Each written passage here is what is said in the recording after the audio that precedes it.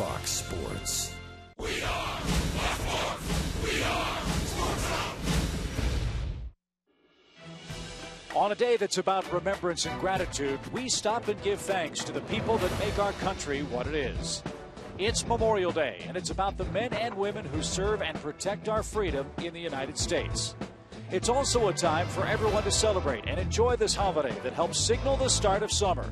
So join us and say thanks. Watch some baseball with the family and have a safe Memorial Day weekend. The Cardinals and the Braves meet next on this special day.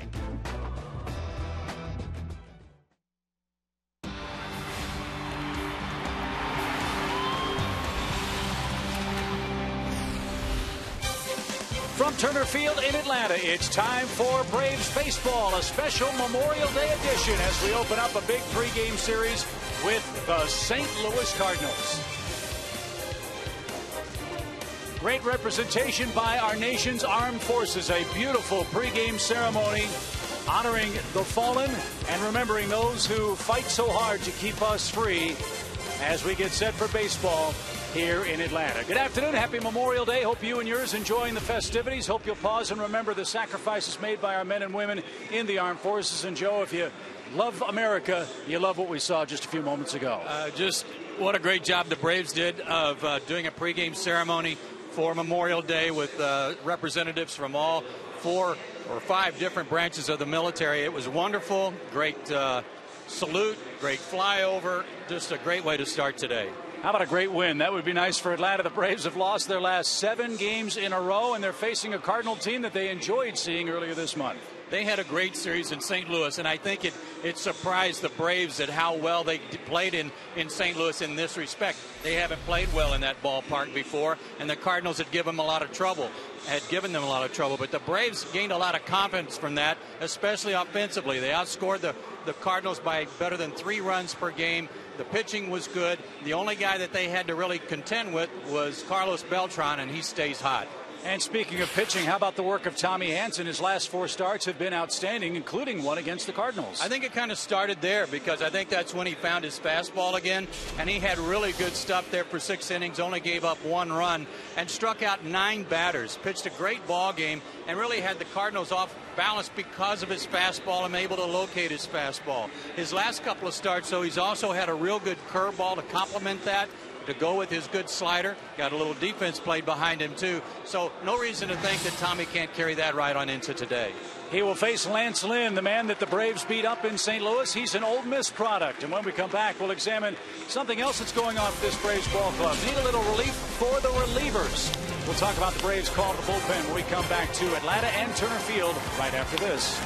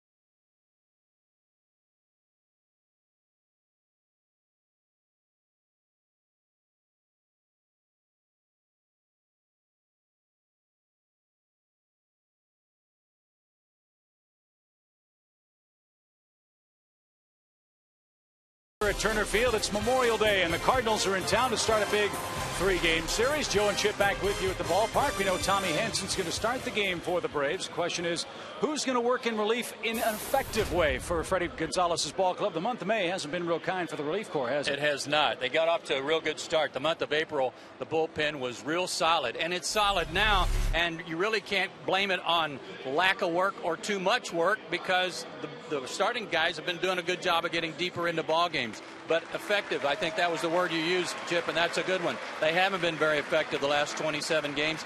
That's got to change, and it might begin today. Let's face it, the Braves need to snap this losing streak, and it's going to take a 25-man effort.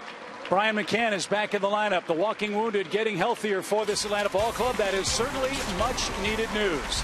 It's Memorial Day Monday, and the Braves and Cardinals are ready to rumble at Turner Field. We'll get to our first pitch right after this.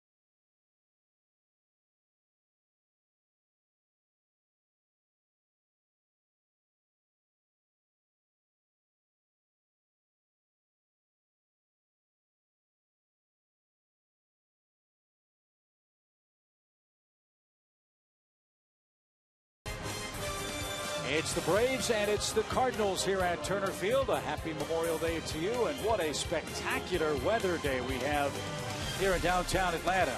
86 degrees and a brisk wind out of the east-northeast at 13 miles an hour blowing right in toward the Cardinals dugout. That'll keep the fans comfortable as the Braves try to snap a 7-game losing streak and also try to win their 4th in a row over the defending world champion Cardinals. Here's their batting order. Skip Schumacher in center field. He's batting second today. Carlos Beltran is in right. Matt Adams, a youngster called up when Lance Berkman went to the disabled list. Yadier Molina, the all-star behind the plate, had to leave yesterday's game in St. Louis with dehydration. We'll see how he fares today, working in tandem with starting pitcher Lance Lynn. I don't know what it is about Hansen and Lynn, but they hooked up on Mother's Day. Now they're hooking up on Memorial Day. Tommy Hansen's last 4 starts, really good compared to his first 4. And I think, again, it goes back to his fastball. His fastball has jumped back up from 89 to about 92 on a consistent basis, and he's locating his pitches really well.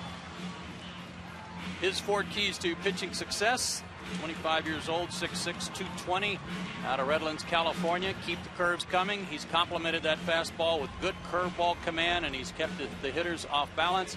And the Braves need him to be the stopper. In this case today, a 7-game losing streak. Put a stop to things today. Fire out there about 7 or 8 good innings and give your offense a chance to do some damage against Lance Lynn, which they did in St. Louis. Here's Tommy's defense today. Prado, Bourne, and Hayward left to right. Juan Francisco at third base. Eric Hinsky the start at first. And boy, is it good to see Brian McCann back in harness. First time Brian started for the Braves in a week.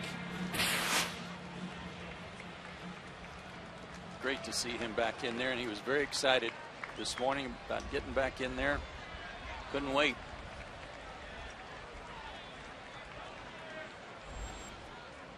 The first pitch of the day is a called strike from Tommy Hanson to Rafael Furcal.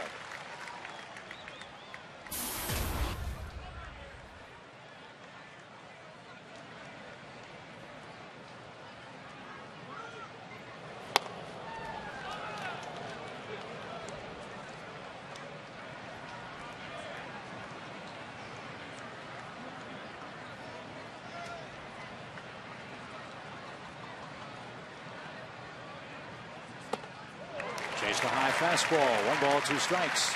The calls cooled off a little bit during their homestand. He went just 5 for his last 24, but still hitting .333. He's had a great first 2 months for St. Louis.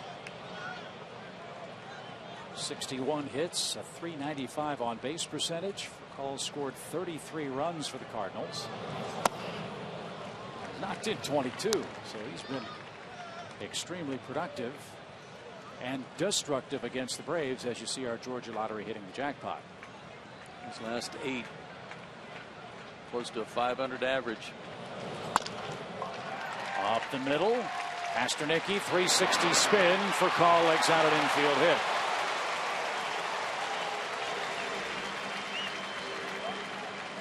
So there's that man again. Furcal leads off with a single.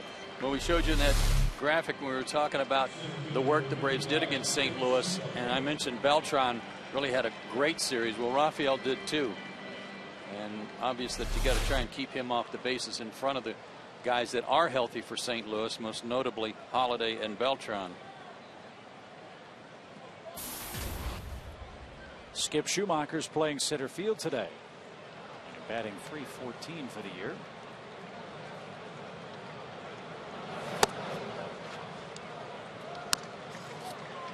Cardinals have had several guys go on the disabled list just in the time since Atlanta saw them, including John Jay, their center fielder, who had injured a shoulder crashing into the wall and making a diving attempt for a fly ball.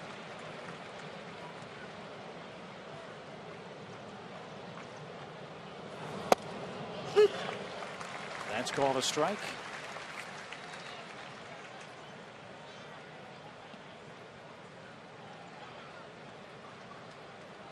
But here the Cardinals are 26-22, a game and a half behind Cincinnati.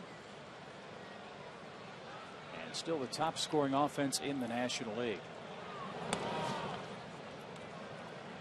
And they're doing this without Albert Pujols. Everybody wondered what would happen to the Cardinals once Tony La Russa retired and Albert Pujols signed as a free agent with the Angels, and yet here they are competing again.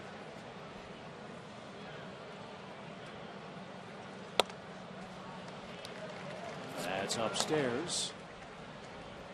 And here's a good reason why. Their offense has been terrific since opening day. Runs per game still first in the league. They kind of swapped places back and forth with Atlanta for a while, but they're back in first, and first in homers.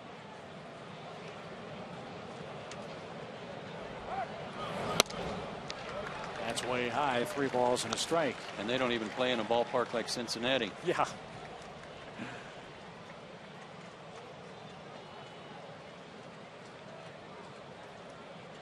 They're without Berkman, Carpenter, Jay among offensive players. You mentioned Albert Pujols now with the Angels. Held high, full count. Hanson's last start at Cincinnati, and you know the Braves got swept in Cincinnati, but Tommy pitched a real good ball game. Got no decision. The team lost that one 2-1, but he went 6 strong innings, giving up only 1 run. Furcal's running. Good jump. Line drive center. Bourne plays it on a hop. Back-to-back hits for St. Louis. And here comes Matt Holliday, a man that loves hitting in this ballpark.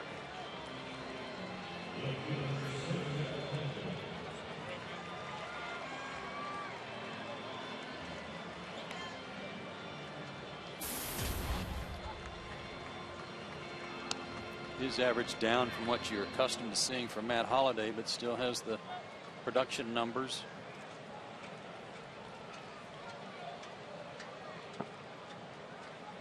He's also tied for the club lead in runs scored is Matt Holliday with 31. 21 of those runs have come in May.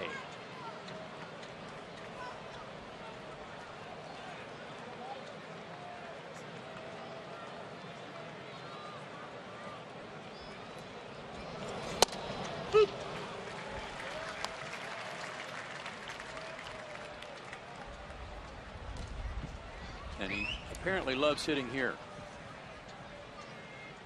14 RBIs in 20 games. His career that includes the beginning in Colorado.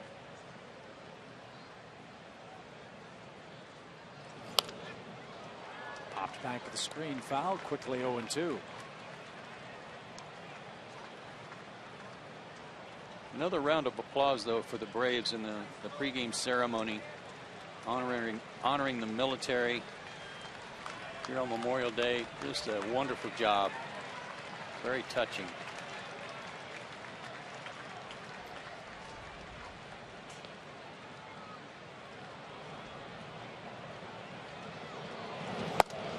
Oh.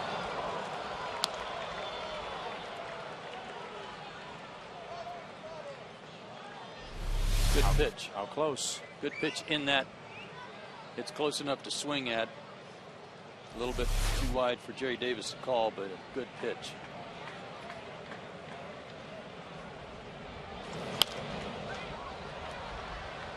Joe mentioned Jerry Davis behind the plate today. Phil Cuzzi, Manny Gonzalez, and Greg Gibson.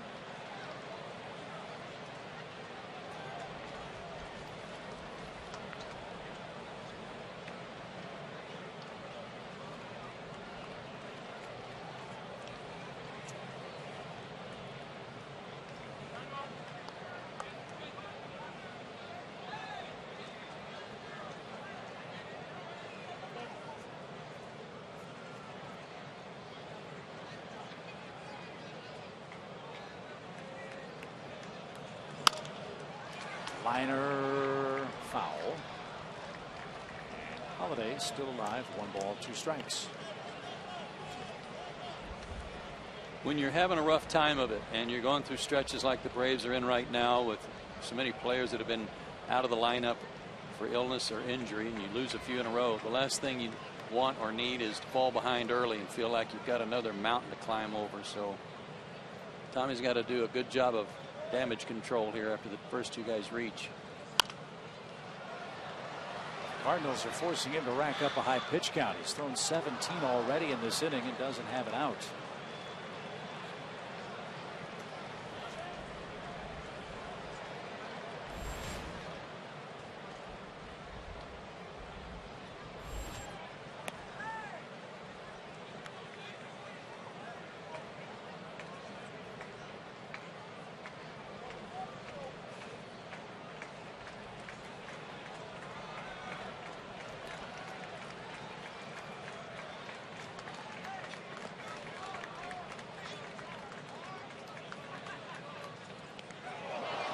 Gets hit by a pitch to load the bases.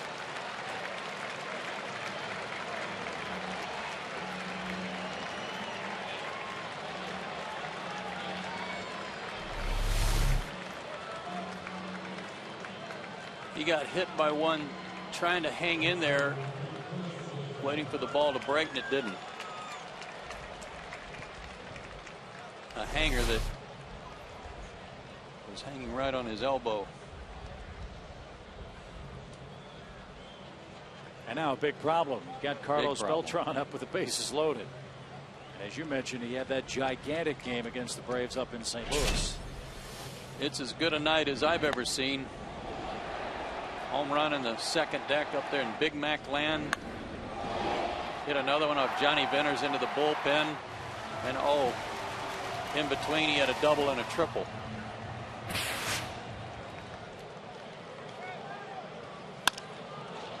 First pitch swing, and he pops it up.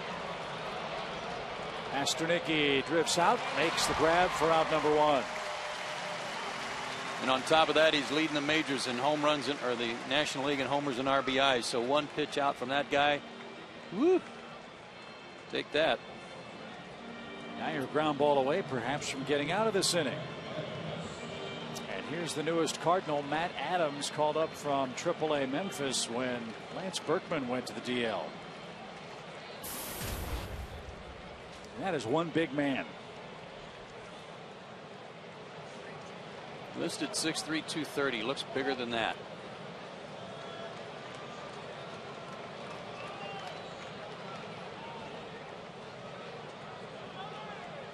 This is Adams' 9th big league game. He's hit a homer. He's knocked in 2 runs. He has 4 doubles. And was the Cardinals' minor league player of the year last year. 32 homers, 101 RBIs at Springfield in AA. And he's the first player in the history of Slippery Rock College to make it to the big leagues.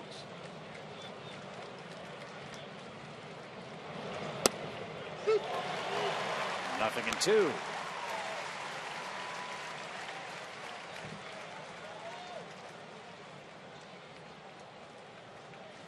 For Call and Schumacher singled to start the game. Holiday was hit by a pitch.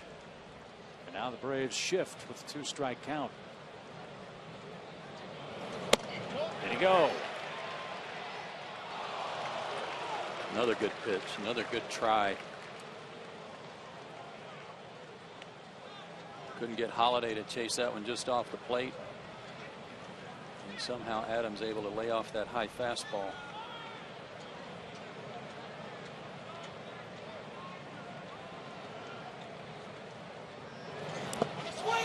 He went around on that one and is struck out. A pop-up and a strikeout with the bases loaded now. 2 away, bases still full for Molina. Good breaking ball, great stop by Bryan. And Jerry Davis right away calling him out on the check swing.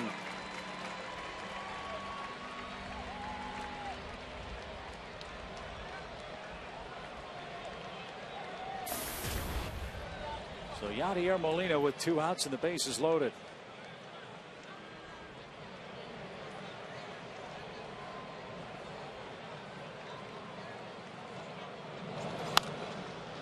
Cardinals yesterday beat Roy Halladay and the Phillies, and a lot of it was on this swing from Yadier Molina, a grand slam.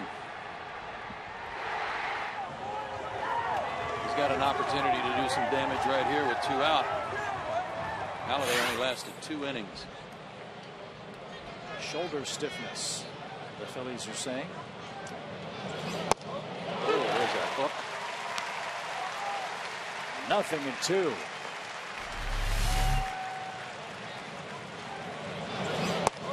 Yeah, baby. That's a good one.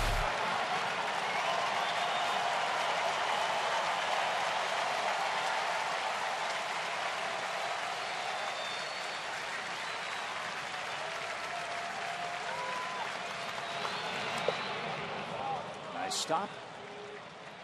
1 ball, 2 strikes. You'd like to think that Brian McCann's gotten some rest, you know, because he hasn't been playing in the last week or so, other than some isolated instances. But when you're sick, it's not like you're getting all that kind of good rest.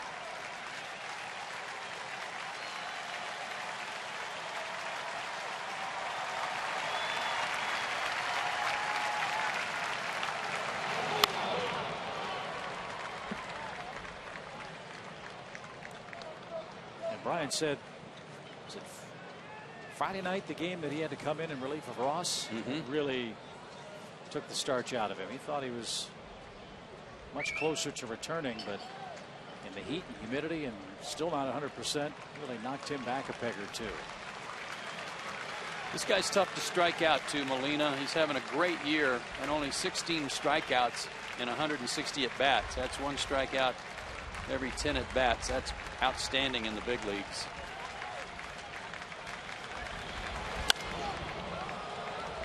And what, Brian? Is he okay? He kind of shifted over to his right, and it's like his leg gave out. Oh, he got crossed up. That's what happened. Oh, no wonder he was heading for the hills. He was ready to block a ball in the dirt and got a fastball. Wow. Welcome back, Brian. Yeah.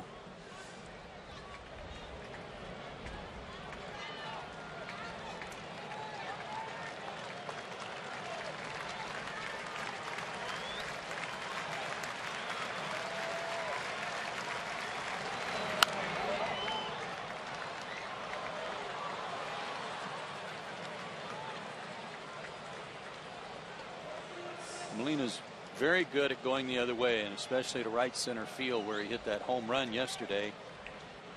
And you keep peppering him with fastballs away, that's just fine by him. Pitch number 30 of the inning. Good curveball way might work.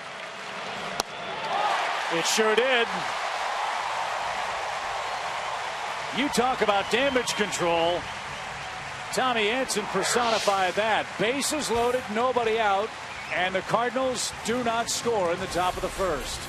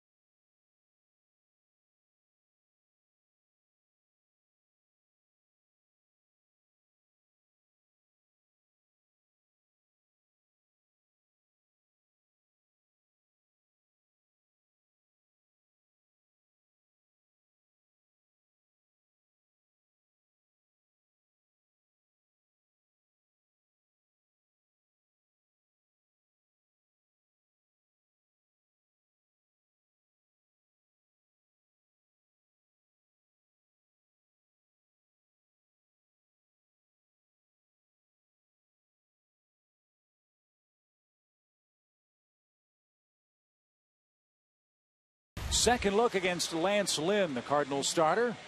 Michael Bourne, Martin Prado, and Brian McCann hitting third. That is great to see for the Braves. Let's see if they can have the same kind of luck against Lynn that they had back in the Gateway City. He's a big horse, 6'5", 250. Out of Brownsburg, Indiana. His home road splits. He's still undefeated on the road at 4-0 this year. The only loss, of course, was to Atlanta in St. Louis earlier this season, but a 1.93 ERA on the road, and he's never lost on the road in his career. So there's going to be a first for everything today, hopefully. He is a fastball, curveball, changeup guy, throws in the low to mid 90s. His 4 keys to success: quicker outs. He threw 122 pitches against Atlanta, working 6 innings in that loss, and he walked a bunch of guys. He walked 3 that day, but they came in the first 3 innings and a couple scored. So the early innings are instrumental to him too, in that he needs to establish that good fastball and try to have quick innings. And he'll wrangle with Michael Bourne to start the Braves offensive day. And Lynn misfires high, ball 1.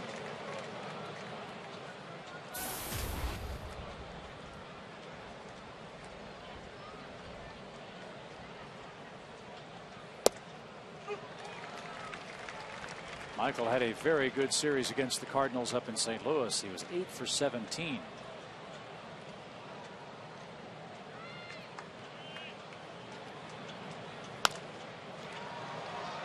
And a little late. That's fouled over the Cardinal dugout. 1 ball, 2 strikes.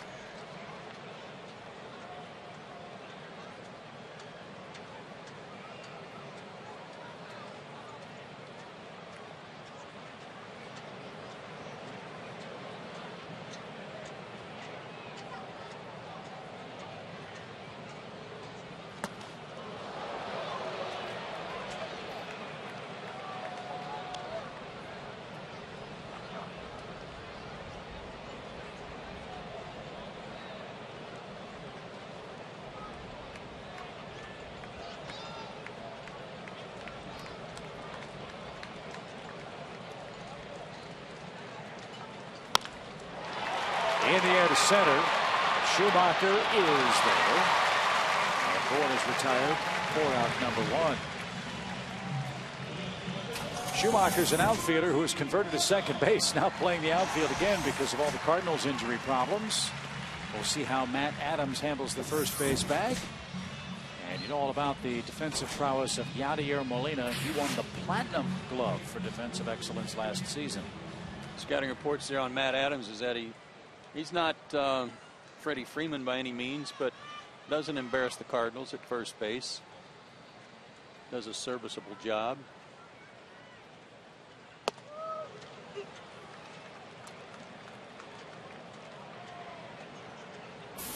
Martin Prado having another terrific year.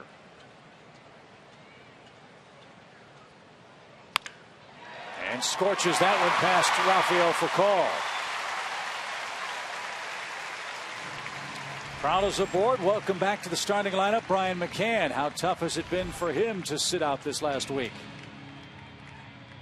There's nothing you can control. I mean, you wake up. I woke up in Cincinnati with the shakes, and you know, I've never been sick for longer than a day or two, and then this thing dragged on for, you know, a week, and you know, so it's definitely been frustrating. Yeah, nothing, as he said, he could do about it except rest and take his meds, and it just lingered. Good piece of hitting there by Martin too on what I think was the first curveball thrown by Lance Lynn, and it kind of hung up on the inner third of the plate. Martin hit it hard.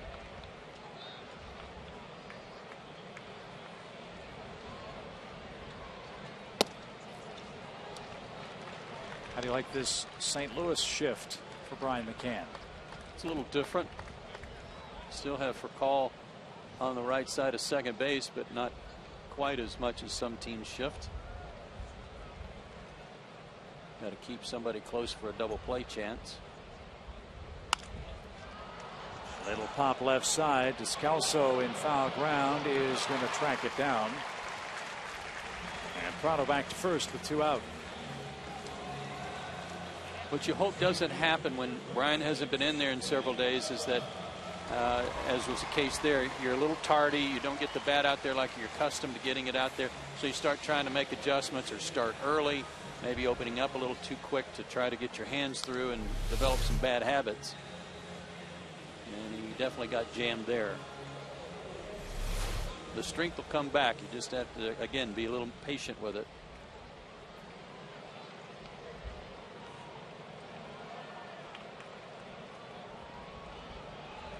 Dan Uggla bats, and another Cardinal shift. Now the defenders are on the left side of the infield.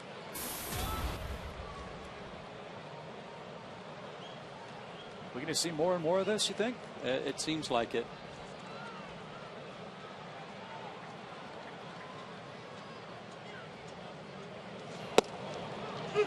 I think it's especially effective, Chip, the more I watch it against guys like Dan, who, when was the last time we saw him hit a ground ball through the right side? It rarely happens. So when he does hit the ball on the ground, if it, 95% of the time it's up the middle or to the left side, then it makes sense. As it would with any hitter whose numbers tell you that.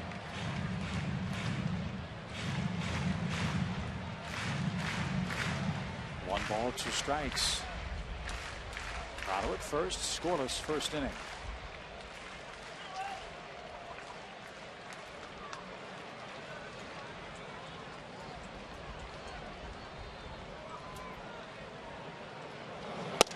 And that's right there for a called third strike. Lynn's got a good arm, and he showed it off there to retire Dan Uggla, and we move to the second inning.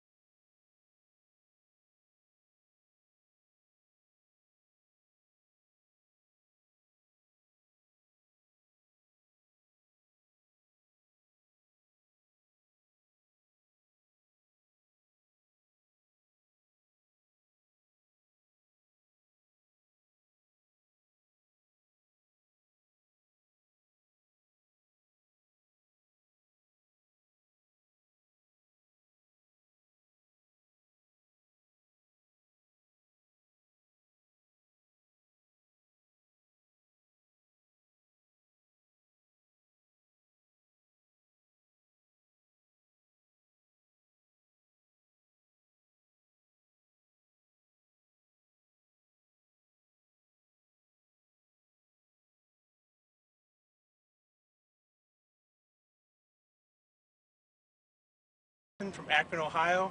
And I want everybody to know that even here in Afghanistan, there's still a little bit of Braves country. Go Braves! That's awesome. It is awesome. Obviously took his cap with him. It is indeed a star-spangled day at Turner Field.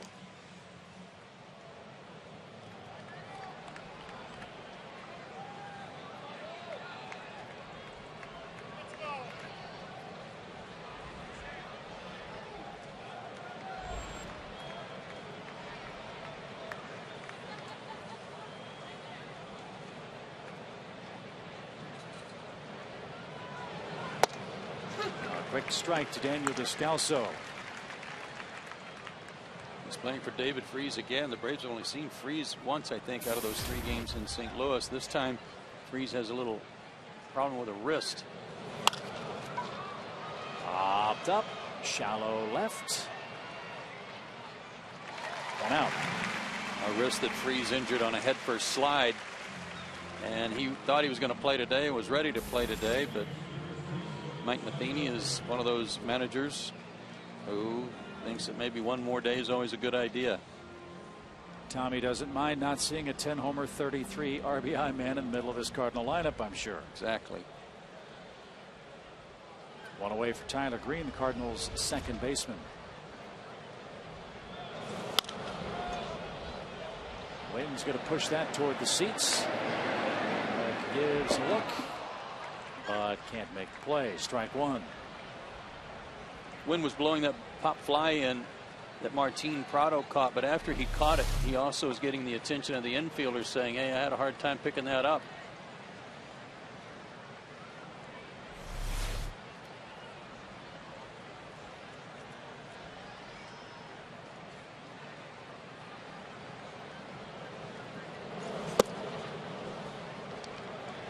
Ball, 1 strike.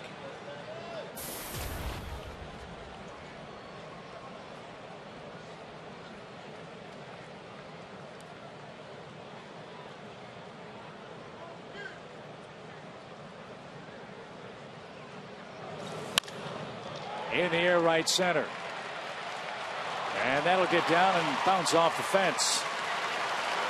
Green around second. He's going to try for third. The throw's off target. And it's a triple for Tyler Green.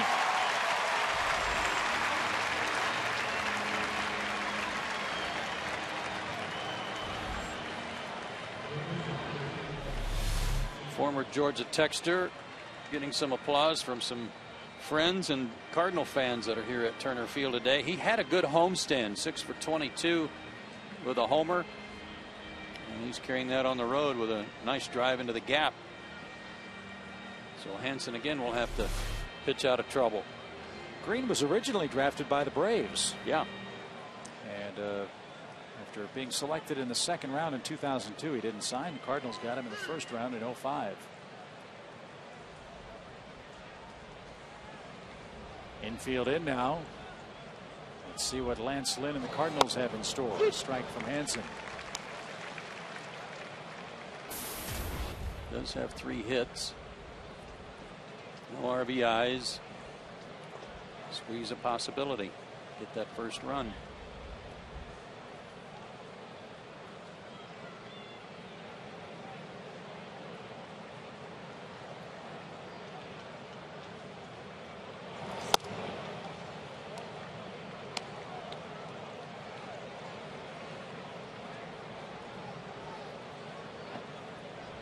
That's Jose Oquendo, the Cardinal third base coach.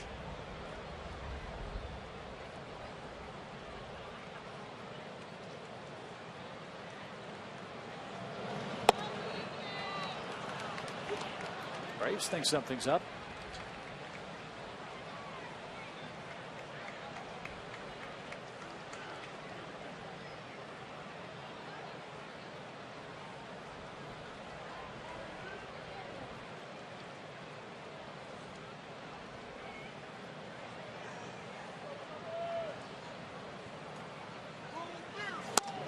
Green started, then stopped. Well, that was an interesting play because Lynn did show bunt, but it wasn't a squeeze. He was able to pull the bat back so that he wasn't forced to try to bunt that ball. So a safety squeeze in effect, I guess.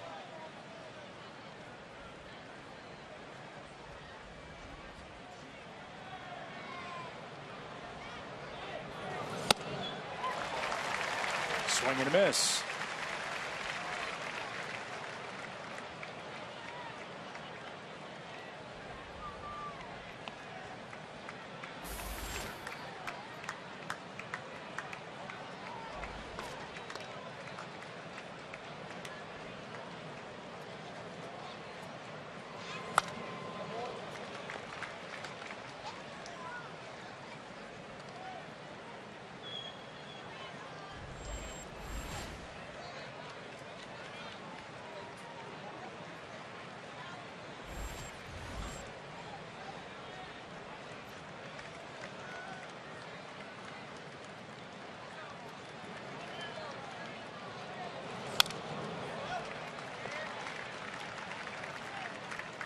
The advantage for Lynn, at least at the moment, is that Tommy's got an out here if he makes a good pitch, and he doesn't want to let Lynn get away from him for the second out of the inning. So he's firing fastballs, and that works to Lynn's favor. See if they stay with it.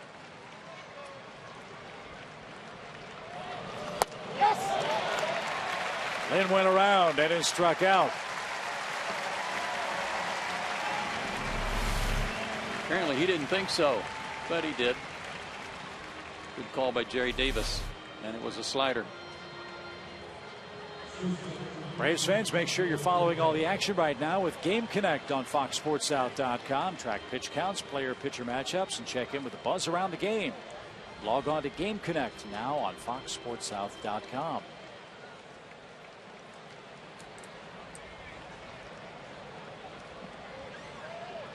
So Hansen gets the second out. Can he retire for call and keep this game scoreless? Rafael slaps at that ball and pops it back into the press box. He's always been good at that. Looks like he's going to drag bunt and then takes a little half swing and just kind of, when the third baseman starts charging, just kind of poke it over his head.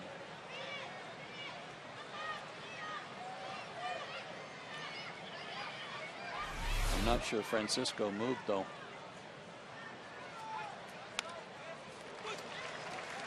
Oh, and 2.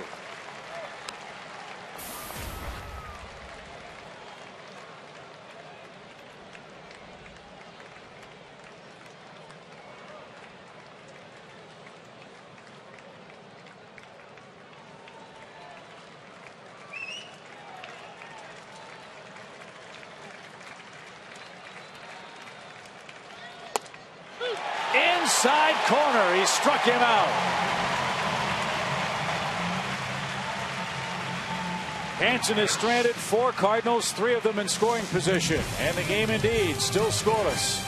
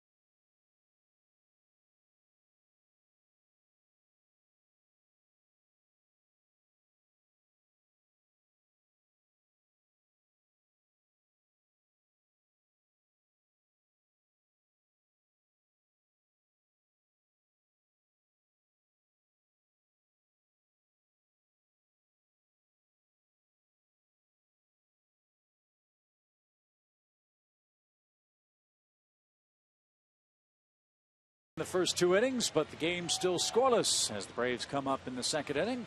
Fans learn why the Braves Museum and Hall of Fame was just named the #1 ballpark museum in baseball by Ballpark Digest. See more than 700 artifacts and photographs before taking a guided tour of Turner Field. For more information, call 404-614-2311 today. And you know, one of the things in there is Warren Spahn's Purple Heart. Really? That he earned in the war. Yep. Is Dave Laserbaker's bullpen pointer in the Hall of Fame? Well, it could be. It could be. He retired 5 years. There you go. Good work by our folks in the truck. Part of the many artifacts, wonderful things that are in the museum, but certainly that's pertinent today. You bet. Dave said his pointer has to be retired for 5 years before it's eligible. So when's it eligible, Dave? How many more does it have to go? Just one more? Okay. Here's Jason.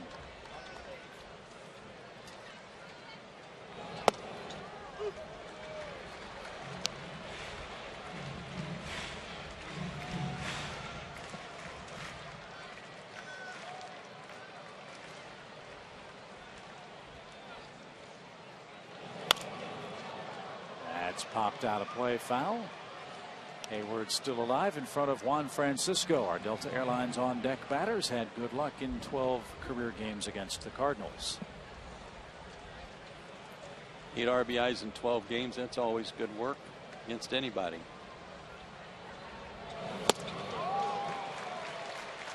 He is dotting that corner right now with a 94 fastball.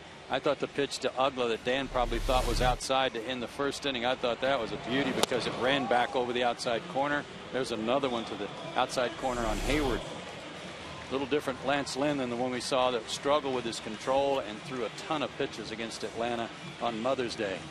And with all the talk about the Cardinals and whom they're missing on the offensive side of things, let's not forget who they're missing in their starting rotation. That's Chris Carpenter. Guys like Lynn and Loesch have really stepped up for this Cardinal club. That duo is 12-2 combined this season. Yeah, but even they have cooled off. Loesch has cooled off after his great start.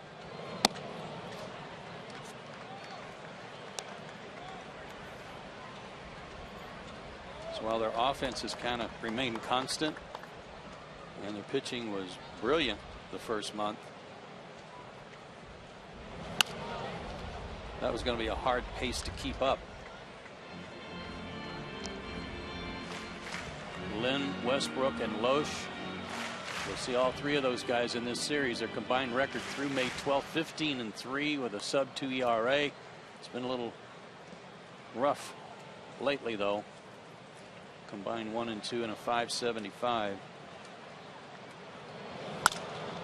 Fouled away. How much, though, Joe, do you attribute that to a much tougher schedule for the Cardinals in May? There's a lot of that.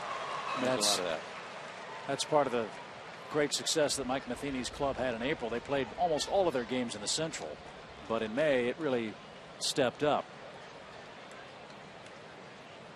Played the Braves twice, the Giants, the Dodgers, the Phillies. And after a terrific start of 14-8, Cardinals are 2 games under in May. And they're just 2-6 against the Eastern Division.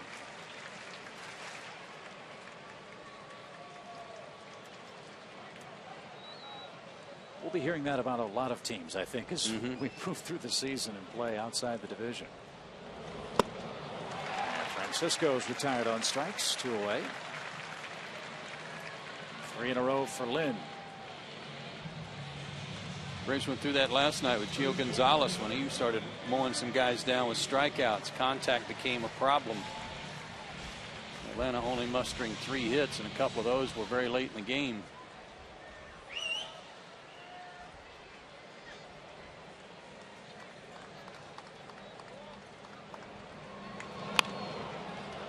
Hinske tries to defeat the shift with a bunt, pops it foul for a strike. And see, this is a different shift now with nobody on base. They don't have to worry about a force play at second and someone covering. So Call can move farther to his right, and Tyler Green can back up into shallow right field.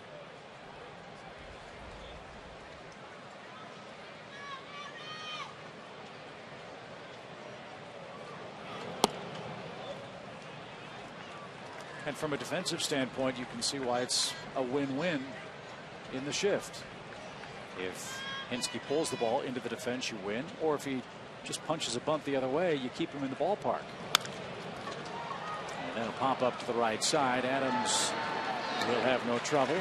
And Lynn works a perfect second inning. No score in Atlanta. Happy Memorial Day.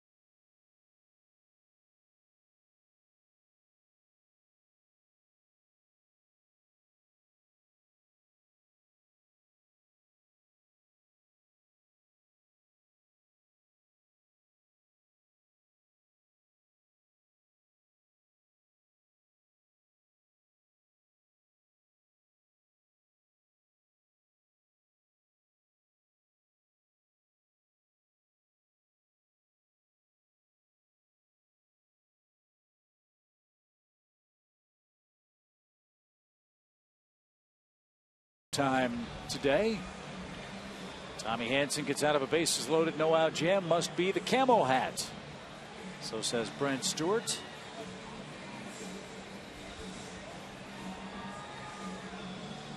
I'll go with that. And join Major League Baseball in helping those veterans who've done so much to help us. Log on to MLBcommunity.org or welcomebackveterans.org for more information on how you can make a difference.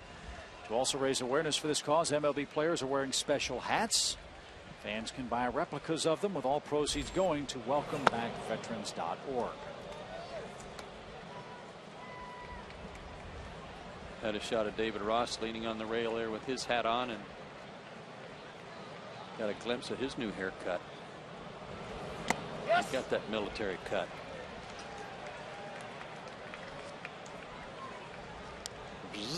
You want me to use the line, or do you want to do it?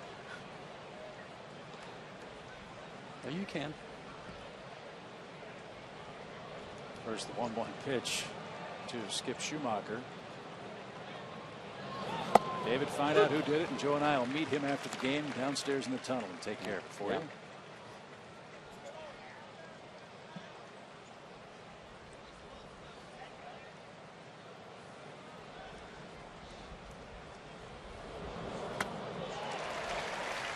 Boy, Tommy's got the breaking stuff working today.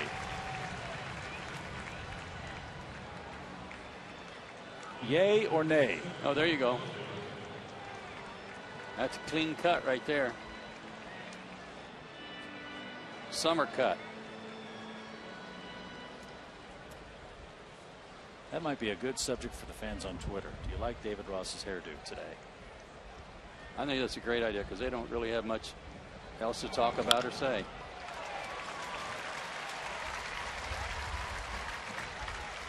Matt Holliday with a 1-out single.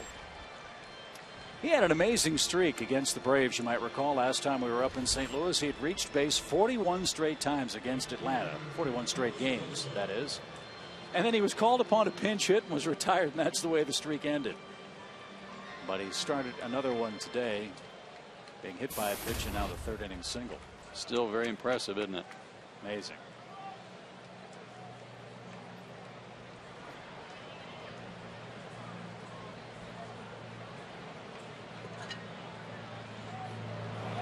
Well, Matt's a good hitter.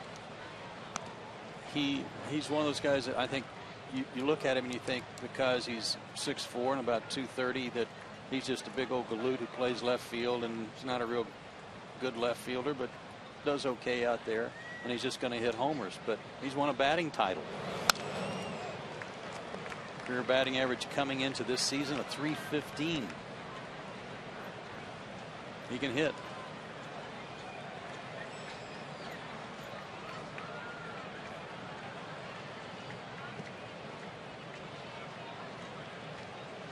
One ball, one strike to another guy that can hit, Carlos Beltran. He popped out with the bases loaded in the St. Louis first. Good stop. Yeah, that was the big out of the inning.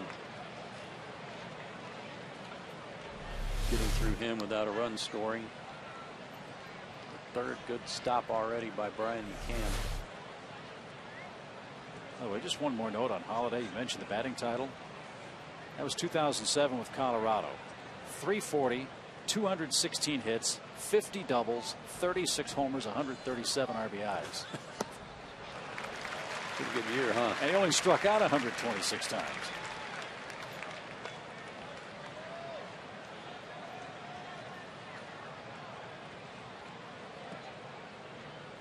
Two and two to Beltran.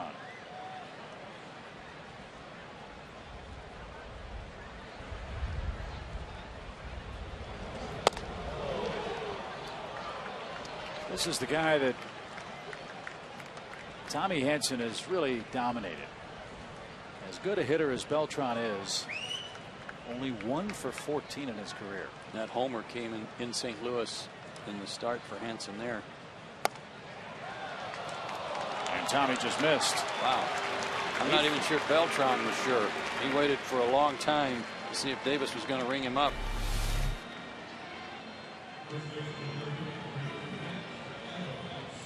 You know, there are people in the game that say some pitchers don't throw curveballs because they don't get them called for strikes, that umpires can't call them for strikes. It's too hard. So they don't throw as many curveballs as they should, even though it might be their best pitch. I'm not saying that one was a strike, but it was awfully close. So Matt Adams bats again. The Braves shift. 2 on, 1 out. And that's a little outside. Top of the 2 o'clock hour in Atlanta. Hope you're enjoying the ball game this afternoon. Joe and Chip with you from Turner Field. No score. Tommy Hanson has had base runners all over the place today. He has stranded 4 Cardinals so far, including the bases loaded in the first. Hanson's got 5 strikeouts already. And his pitching opponent, Lance Lynn, has struck out 3 in his first 2.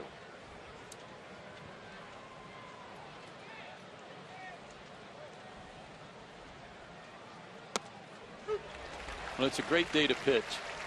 For Memorial Day in Atlanta, it's not 100 degrees, and for the Cardinals, after really sweltering through some record high temperatures during their homestand, they're welcoming this breeze. So it's pleasant. The wind's blowing in. Good day to pitch.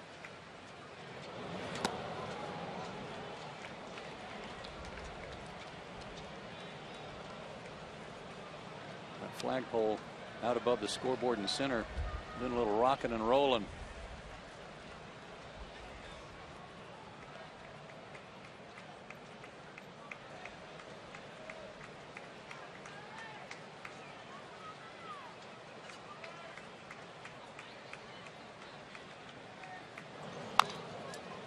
Cue shot. Who wants it? Late throw to first. Hanson and Hinsky had some communication issues.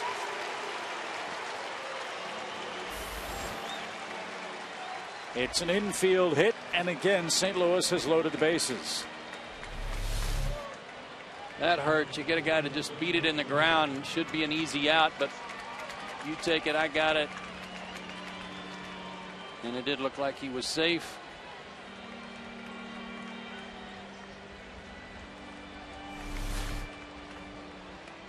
couldn't decide who should take it, who should go cover. So bases loaded again for Tommy. We'll see if he can do it again against Molina, who struck out to end the first inning.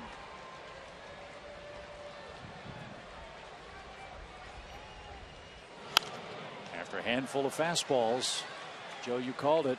That breaking ball is what erased the Cardinal catcher. Yeah, and that first pitch fastball to this guy, always dangerous because of his willingness and desire to hit that first one. But it was fouled off, and Tommy's ahead in the count.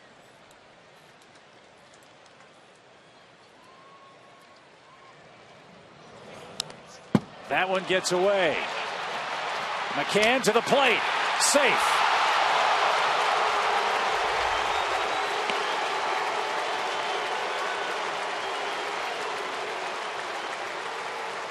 They had him. They had him if Hansen covers to the third base side of the plate, but he straddled the plate. Oh, another cross up. That was the cause for it. Look where Tommy set up, and he gave the third base side of the plate to Holiday, and that's why he got in ahead of the tag. They're going to score that a pass ball, but that's too bad because another lack of communication on a cross up. So one in the field on the batted ball. Now the mix up between McCann and Hansen costs Atlanta the first run of the game. Beltran moves up to third. Adams at second. A 1-1 count to the Cardinal catcher, Yadier Molina.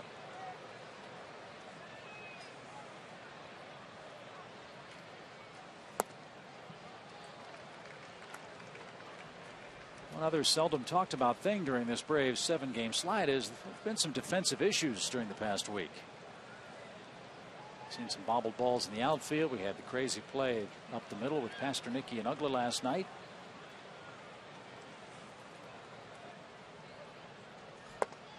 Oh, look. They blew a sign themselves. Beltran came down the line, and he's going to be tagged out. This is amazing. The Cardinals run themselves into a second out. Molina had no idea.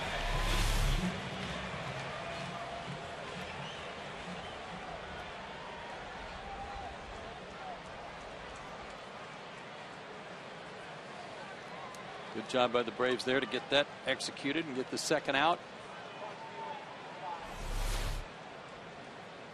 And now a 3-1 count. Adams at third. 2-0. 29th RBI for Molina. Braves fortunate it's not 3-0. It's 2-0. As that shot up the middle comes with 2 outs.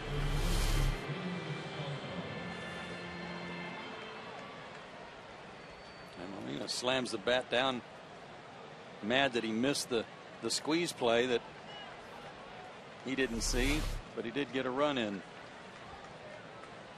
If you've driven in 28 runs, that's taking the bat out of his hands for a squeeze play. That's saying Lance Lynn only needs 2 runs. Well, we won't know till after the game whether it was Beltran or Molina who made the mistake.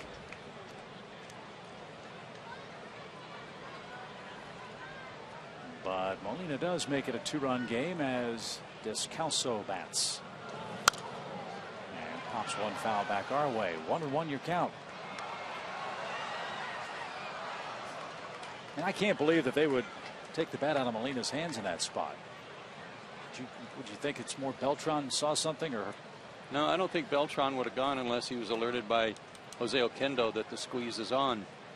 Usually the third base coach communicates that to you after he gives the sign to the hitter.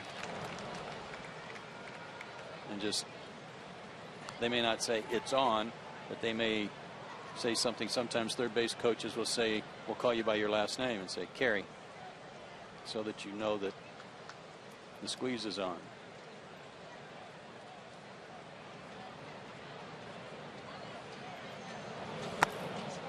I don't know if that would be enough for you. He may have to send you a handwritten note, but there's the no point question. is Us non-athletes and all. It might have to be something a little more than that. Flyover. Banner behind the biplane. Yeah. Or in my case, a blimp. That might be even better. 1 ball, 2 strikes.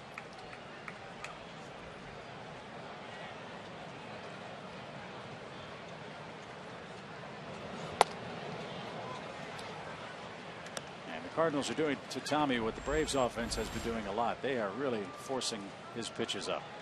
71 pitches by comparison. We've talked about Lance Lynn and his pitch count in St. Louis. He's only thrown 26.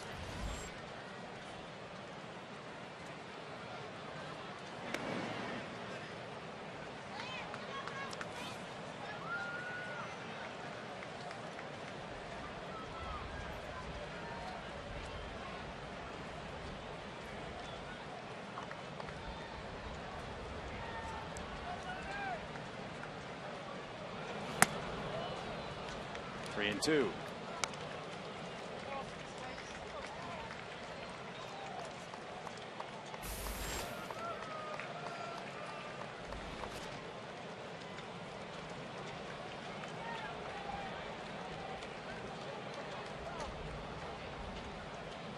Runner goes, and Descalso fouls it back.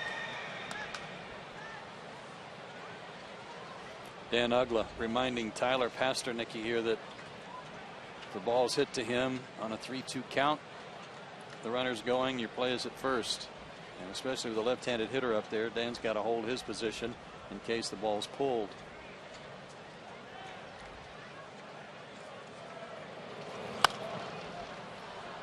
Another foul ball.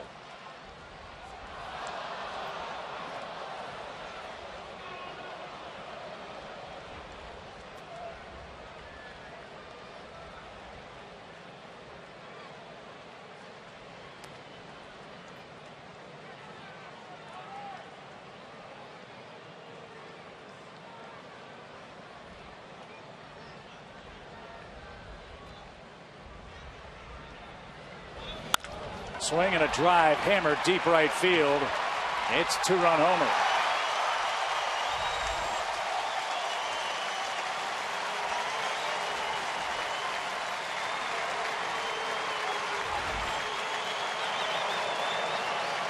A lot of Cardinal fans in Atlanta, and they are enjoying a 4-run third inning.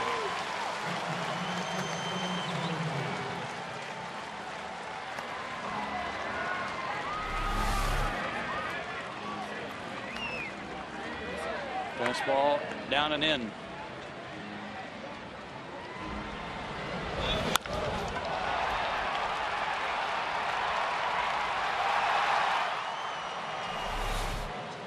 Tyler Green bats with the bases clear. And he jumps on the first pitch and drives this one a mile to left center field. Bourne on the run, tracks it down, and he had to run a country mile to make that play. A very strange third inning, but the Cardinals tally 4.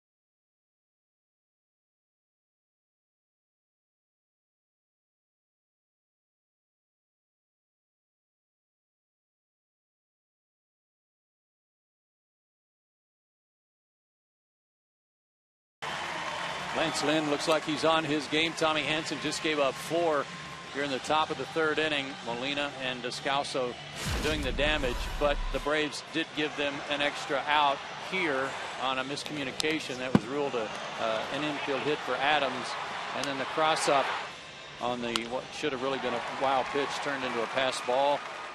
Molina followed that with an RBI single. Descalso a 2-run homer. So there's that mountain Braves got to climb over again. Down 4, long way to go.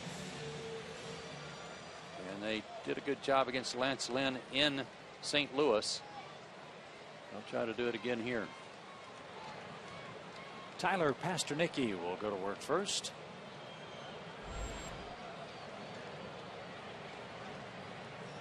And look at where Tommy Hanson is standing.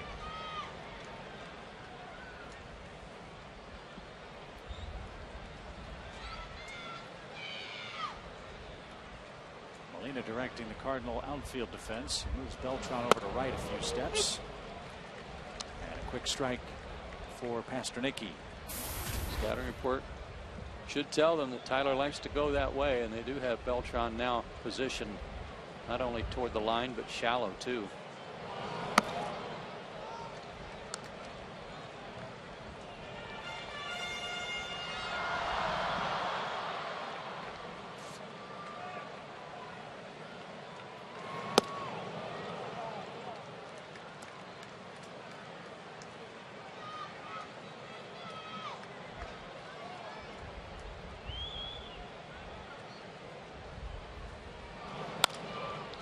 Little flare is going to be caught.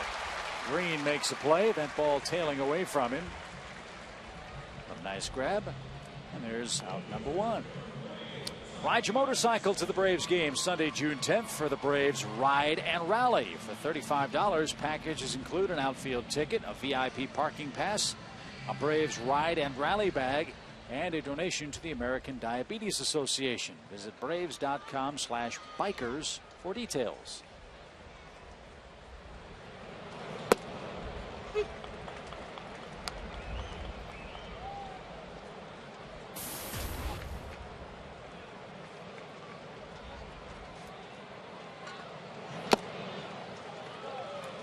Two quick strikes to Tommy Hanson.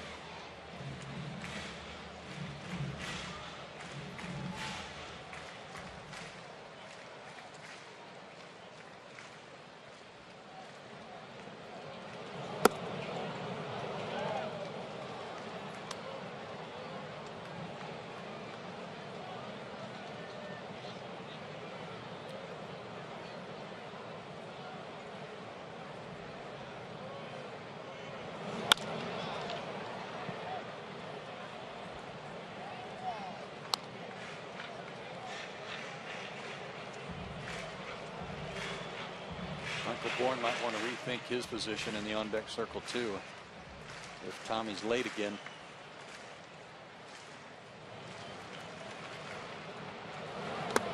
I liked your idea over the weekend. Why not extend those nets a little further down the lines, give the hitters some protection? They'll just build a little jag that kind of sticks out. What was that? Swing and a miss. Can we try that 2 again? outs. I didn't know Joe Johnson was here today. What kind of equipment do we have here? Try it again. Yeah. They're scared to let me draw again. I don't blame them. It's not Baltimore. It's okay. Yeah. Got any Syracuse Nationals graphics we can fire up? Strike to Michael Bourne.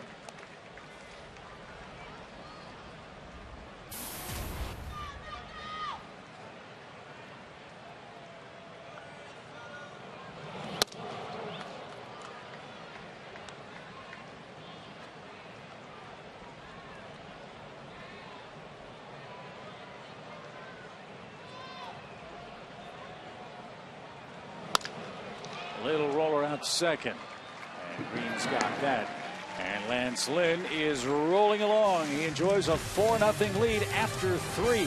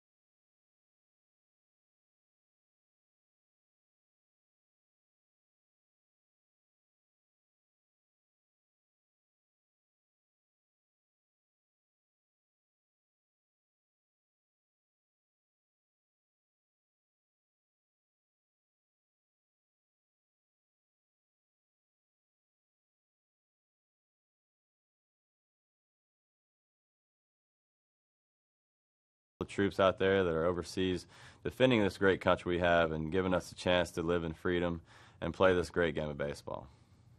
This is Eric O'Flaherty, and I want to say thanks to all the troops out there for making all the sacrifices you guys made so we can live the way we do. Happy Memorial Day, everybody. Hi, this is Chipper Jones. I'd like to wish everybody a special Memorial Day, especially our troops who are fighting to give us freedom here in the United States. We appreciate everything you do. Nice job, fellas.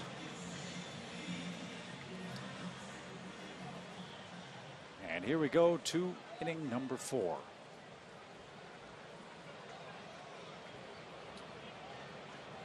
"76 pitches for Tommy.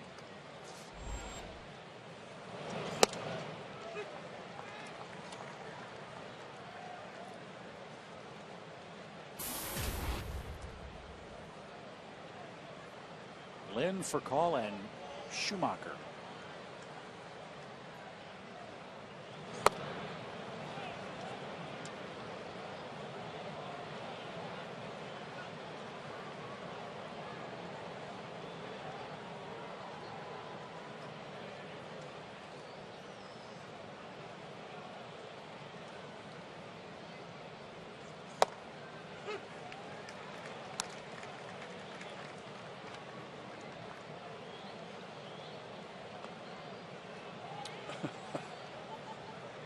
That's Lynn not too happy with Jerry Davis when he's at the plate, I guess. Turned his bat upside down. No argument there. Good start for Tommy in the 4th, his 6th strikeout. Here's our Jameson in upcoming schedule. 2 more with the Redbirds. Night games Tuesday and Wednesday to wrap up the homestand. Jake Westbrook, as we showed you, and Kyle Loesch struggling a little bit in their most recent starts. ERAs have gone up some from what they were, and hopefully it'll be a case where Delgado and Hudson can help win a series for the Braves after they come from behind today.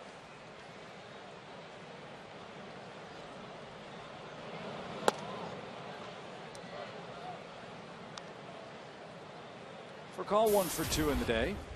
Infield hit in the 1st. Took a called 3rd strike that ended the St. Louis 2nd. And he unloads to deep right. Hayward going back toward the bullpen. And for call has left the building.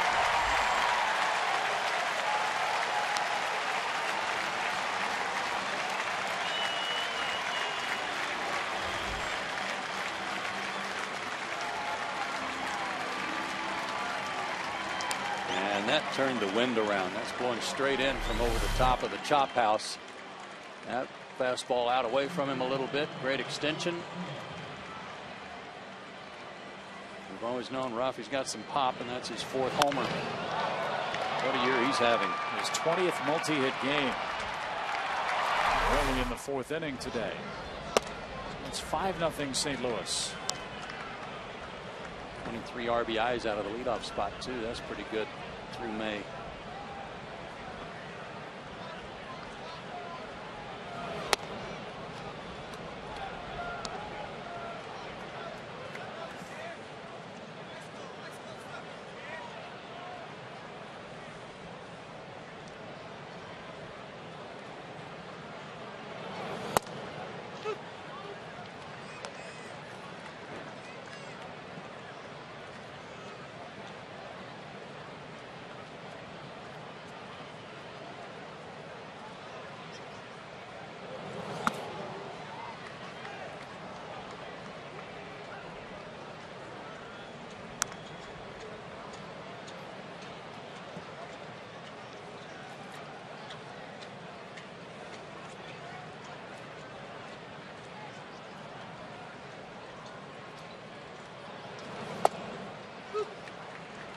Full count.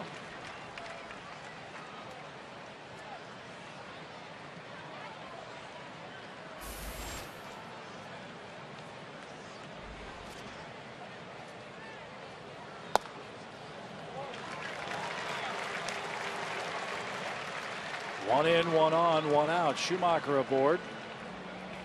And here is Matt Holliday.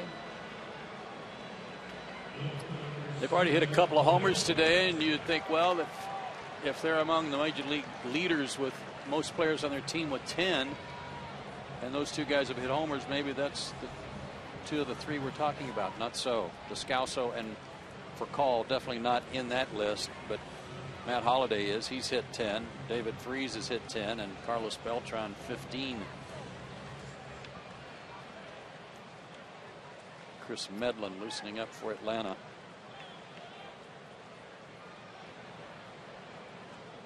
'65 home runs hit by St. Louis. They've allowed 34 this year.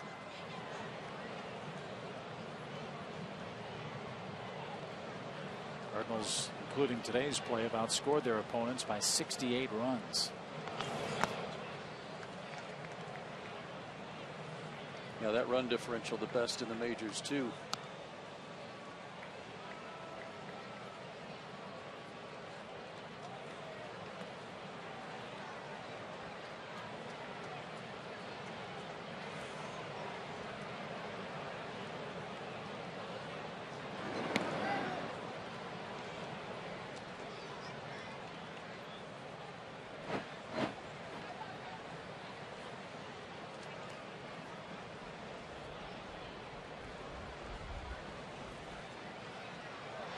That ball gets away from Hinske, can't find it, and slowly getting up and heading towards second is Schumacher.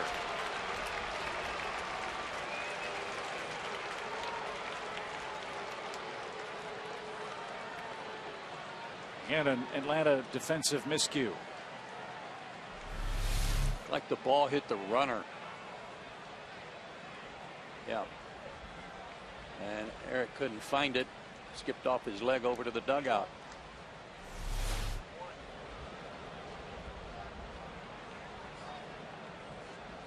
That's charged an E1.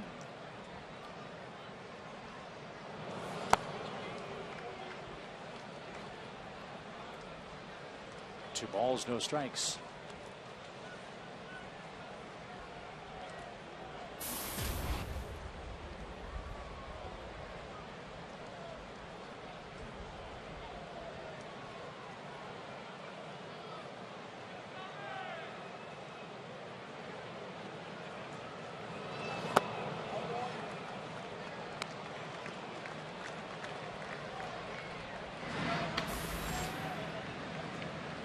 Should be close to ready as Tommy Hansen's up over 90 pitches in the fourth inning.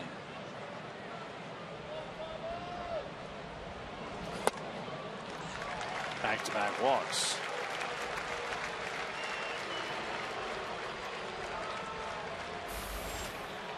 Beltran will be the hitter. Might be the last guy Tommy faces. Nope, Freddie pops out. That's it. Even with those great numbers for Hansen against Beltran, Brave skipper Freddie Gonzalez will go get Tommy Hansen in the fourth inning. 92 pitches, 3 innings, and 1/3. 5-0 St. Louis.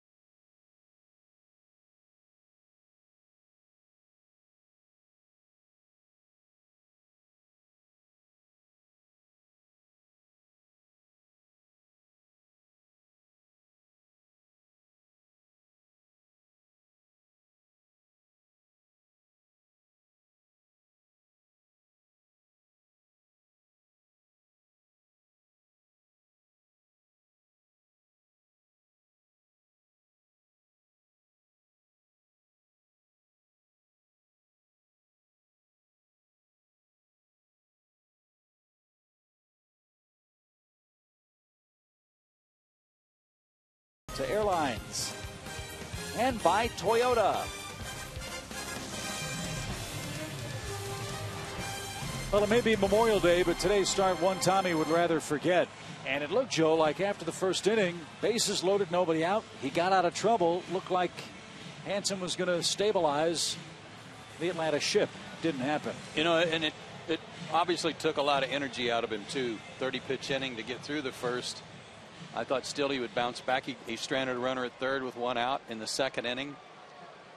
And that's why I thought, well, you know, it isn't an uncomfortable day to pitch with the wind blowing in. Things will be in his favor, but it didn't turn out that way.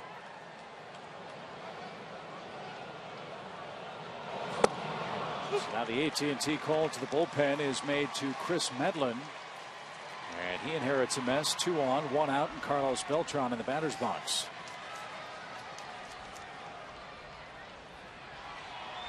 Chris could use a good outing. Runs allowed in each of his last 2 appearances.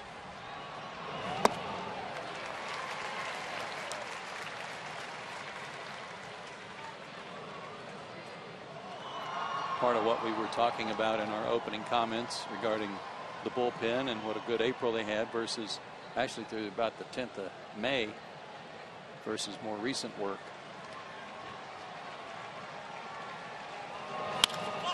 Line drive toward left. And Martinez there for the second out. If you weren't with us, this is what we were discussing. Through the first 22 games for the Braves bullpen, a very good ERA. Only 5 homers allowed, but 13 homers allowed in their last 27 games with an ERA that's a run and a half higher.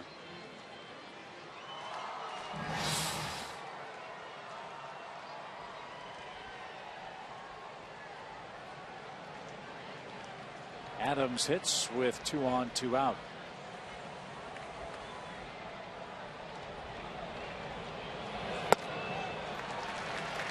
This guy's so broad across his shoulders. It kind of reminds me of a left-handed Greg Lazinski.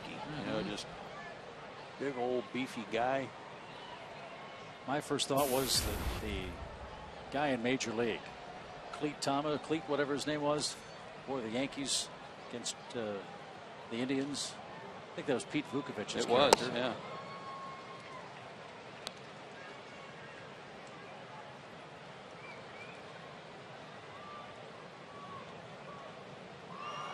Clue Hayward, that's it. I was close. 1 ball, 1 strike.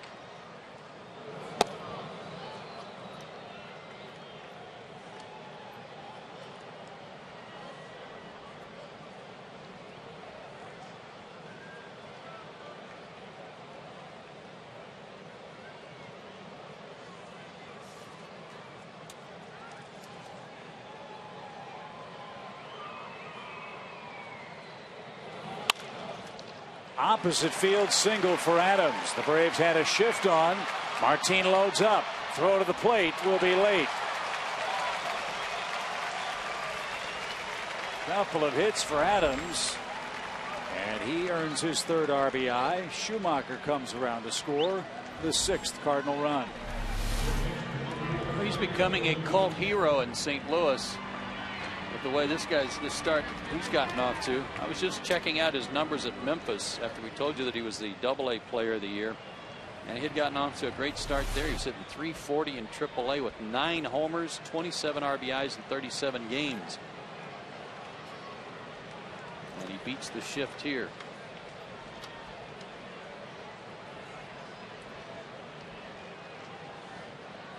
Charge that run to Tommy Hansen. Here's Molina with an RBI hit. Remember, Molina was in the batter's box when Beltran thought a squeeze was on. Molina may have missed the sign and was run down between the plate and third base. Molina then hit the next pitch up the middle for an RBI hit and slammed the bat in frustration. Or he could have had 2 RBIs and not just 1.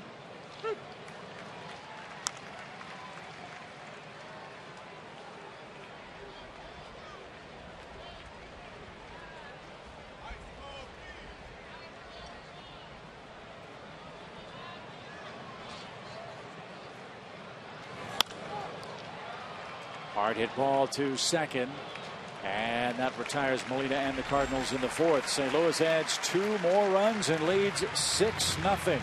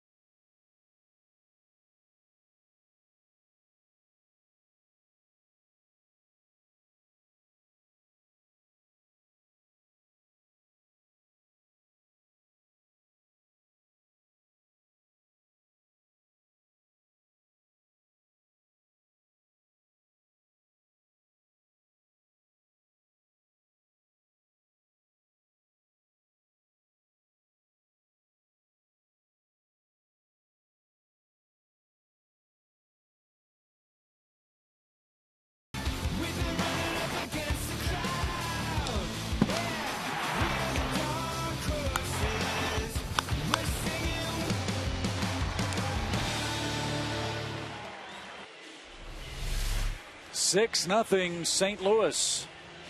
After a 3-hit night last night, the Braves have just 1 hit today, but that was recorded by the man leading things off in the 4th inning, Martin Prado.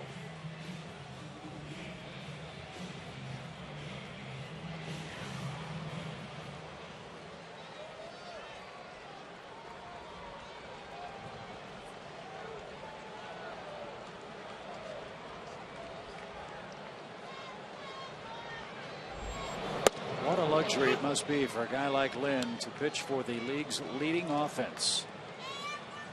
He starts today's play with a 7-1 record, an ERA of around 2.5 runs per game. And again, he's never lost on the road. Second most run support in the National League at 7.2 and has 6 already today. Braves still looking for that big inning. Still haven't had as much as a 3-run inning since the series, I think, in Tampa.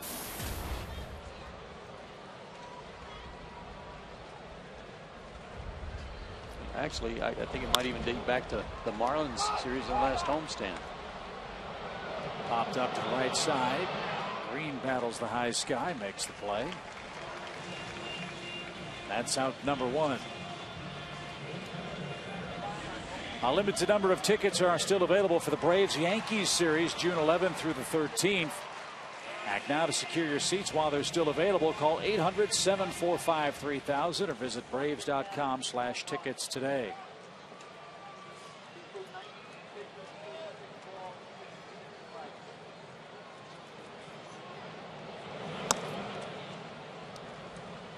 Brian McCann popped out his first time up, making his first start in a week.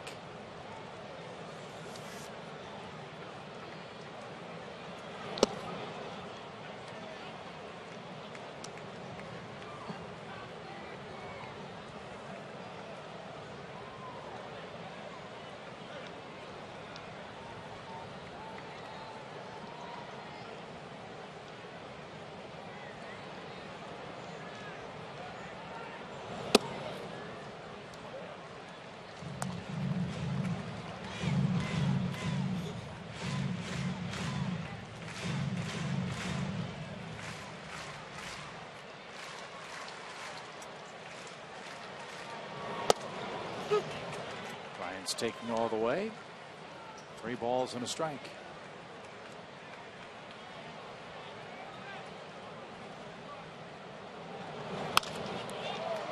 In the air to left.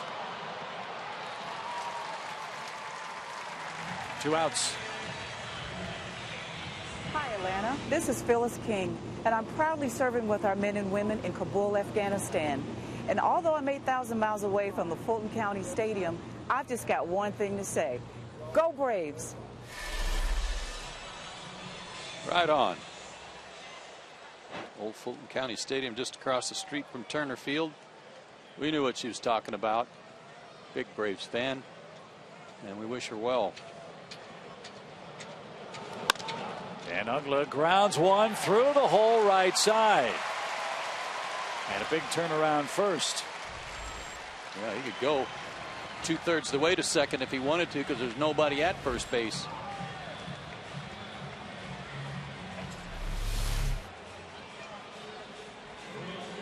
Slan's like, what? Where's everybody? He's ready to go cover, but nobody there. So there's one of those plays that we were talking about earlier. How many times have you seen Dan hit a ground ball to the right side of second base? Well, there's one of them. There's one. That gives Jason a chance to hit. He takes inside. Here's the great thing for a guy like Lance Lynn. He's already pitching great this season. He's got excellent numbers, and now he's got a 6-0 lead and can throw 94 miles an hour. He can just sit there and throw 94 all day and not get hurt too much.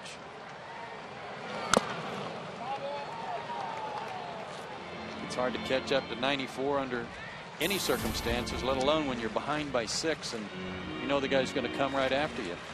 And even if you do hit it solidly with the wind blowing in the way it is, ballpark's going to help the pitcher too. Well, you got to hit it low like Furcal did.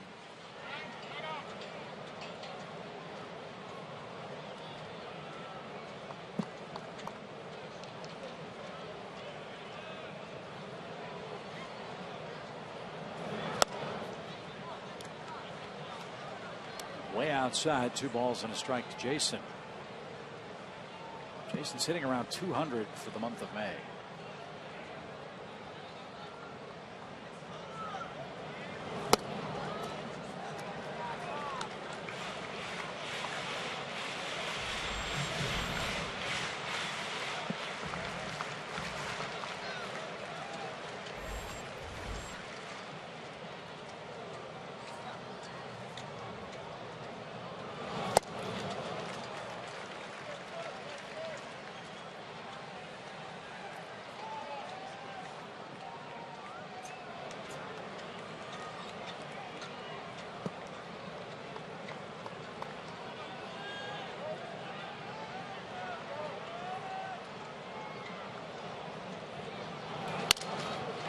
Broken bat pop into shallow left. That'll drop. Nobody's covering third.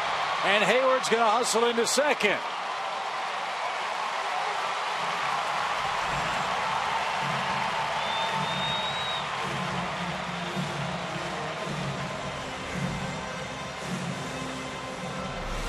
That was a thing of beauty.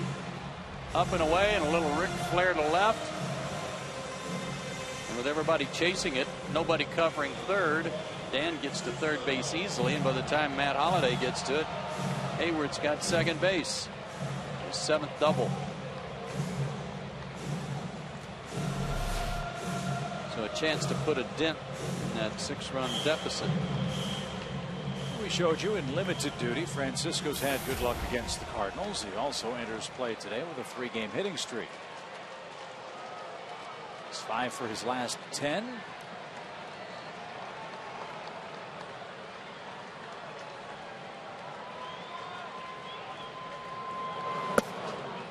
Ball 1.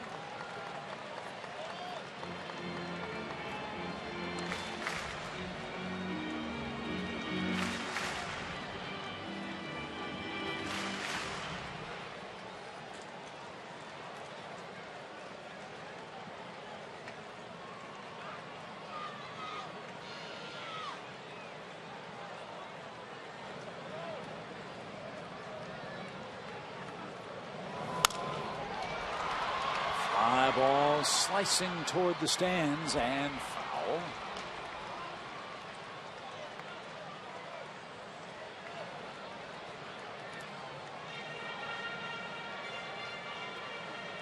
One's one of the first guys I've ever seen do this. You know, most of the guys, after they take a swing, they'll back out, they'll tighten their gloves and reconnect the Velcro on the straps to make them real tight and snug. He actually pulls the fingers out like to loosen it a little bit. I've never seen anybody do that before.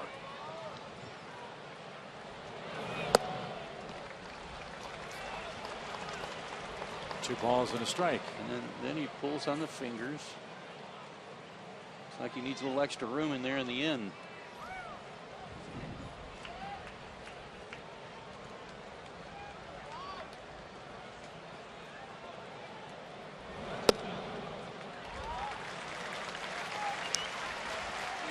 Well, Lynn pitching himself into a jam here. Frustrated after Ugla defeated the shift. Gave up the blue pit to Hayward. Now a 3-1 count to Francisco.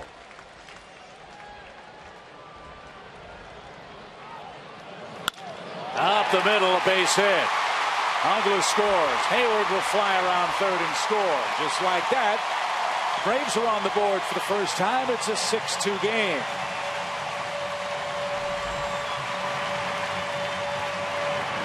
Well, it's great. Some 2-out lightning. A single, a double, and a single.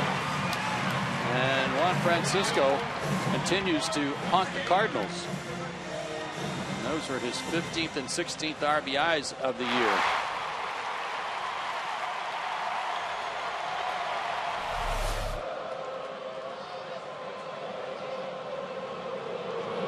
When the Braves beat Lynn in St. Louis, it was a day after his 25th birthday. It was a very strange game in that Atlanta scored 7 2-out runs that day. The first 2 runs in this game come with 2 outs. Ugla single, a Hayward double, and then a Francisco rocket up the middle.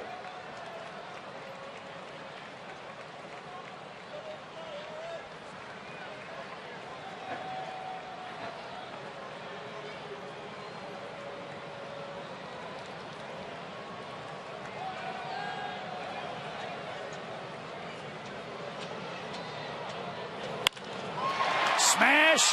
What a play by Green, and the throw to first retires Hinsky. The shift took away another Atlanta hit. That's not right.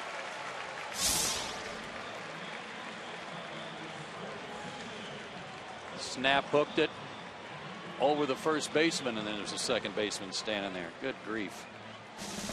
All Eric can do is laugh, but the Braves are on the board at the end of 4.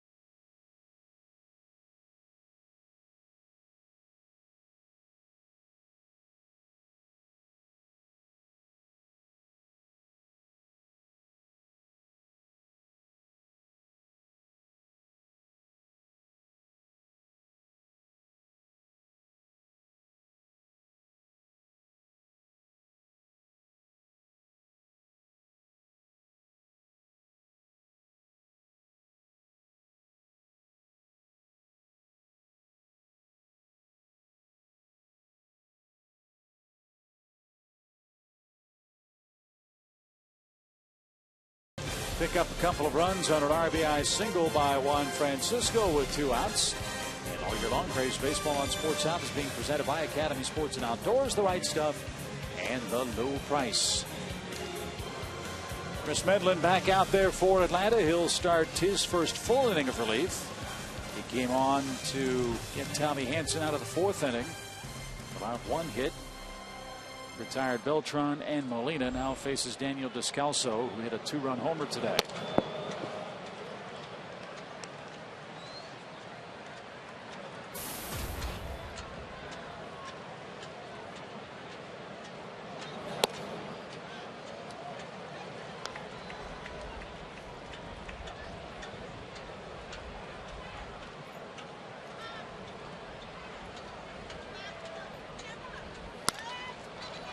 Fly ball into left center. The wind will push that away from Michael Bourne, but he's able to make the play easily. And Medlin gets his first out of the 5th inning.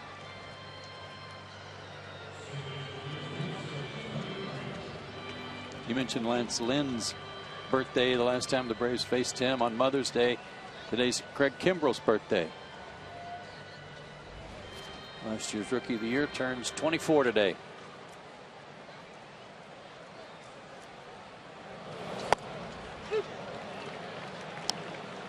Strike to Tyler Green.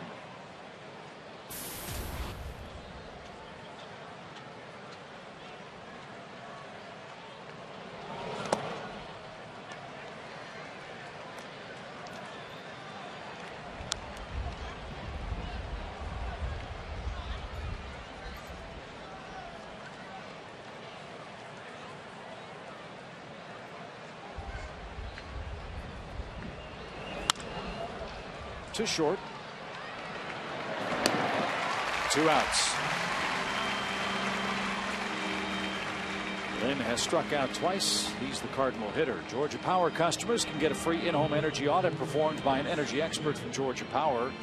Learn how to save money and energy around your home. To schedule an in-home energy audit, go to georgiapower.com.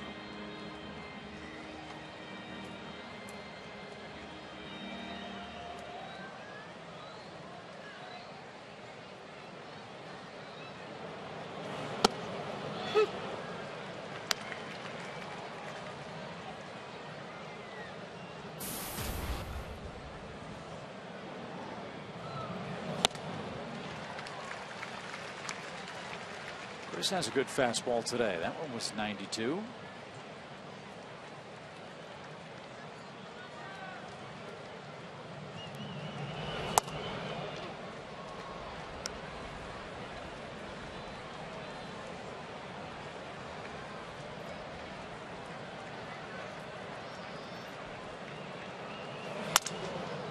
And Lynn broke his bat. Don't run, Lance. Too far. It's 90 feet. He takes a big left turn early, and he'll go back to work leading 6-2 in the 5th.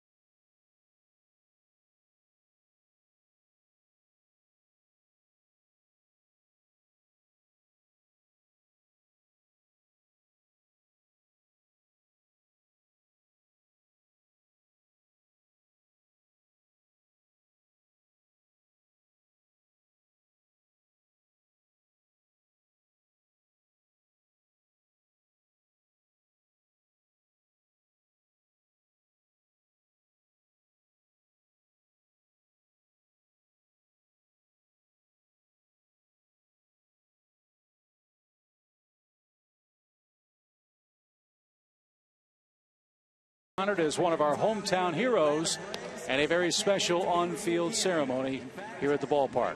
Special video greeting for him.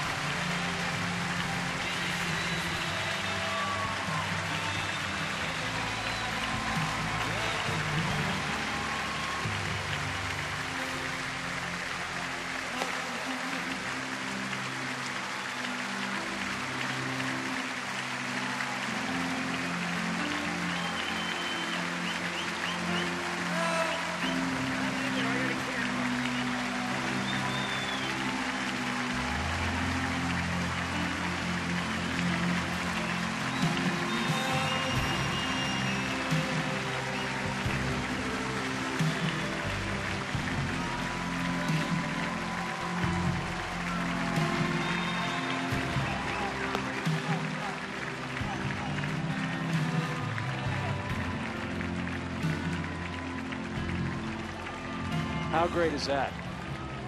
Master Sergeant Sims was up here in our booth earlier today, and he was just pacing because it was such a big surprise, and he couldn't wait to see his family. He kind of had to stay out of sight and couldn't wipe the grin off his face either. What a deal. He may have a grin. I got to wipe the tears off. I know, man. And the video thing was a great trick to get their attention away from the fact that he was actually here. That was wonderful.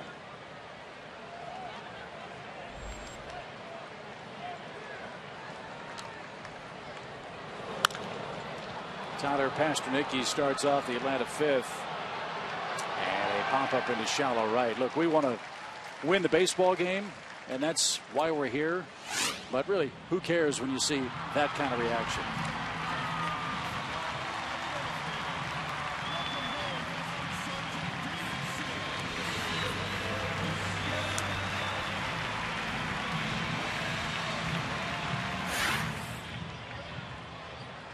That was awesome.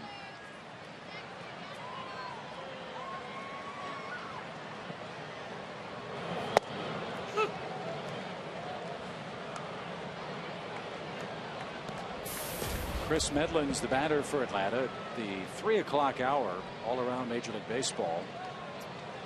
There will be a national moment of remembrance for those who have fallen in our armed forces.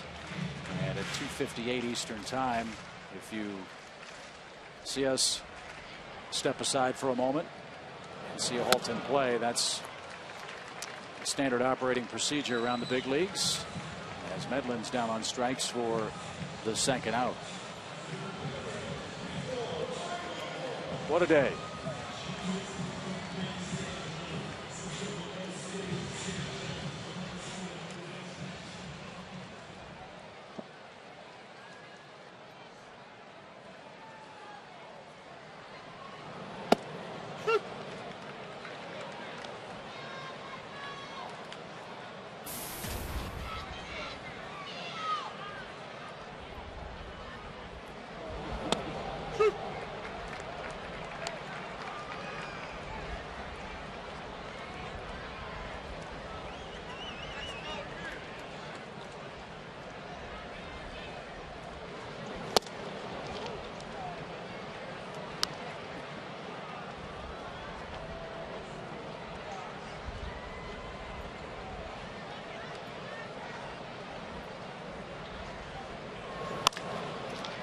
To second, and that will retire the Braves in order in the 5th inning. Lance Lynn enjoys a 6-2 lead. Before we go to break, we will pause and reflect our national moment of silence on Memorial Day 2012. Observe a moment of remembrance at 3 p.m. today to honor those Americans who have sacrificed by laying down their lives in service to our great nation.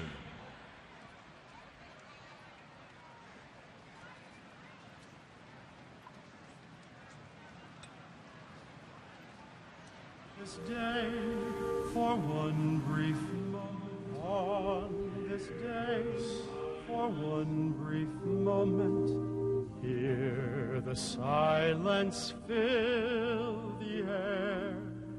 Think of those who walked beside us, now no longer there. Make us humble, make us knowing, and accepting what is done on this day for all the fallen. Make this nation one.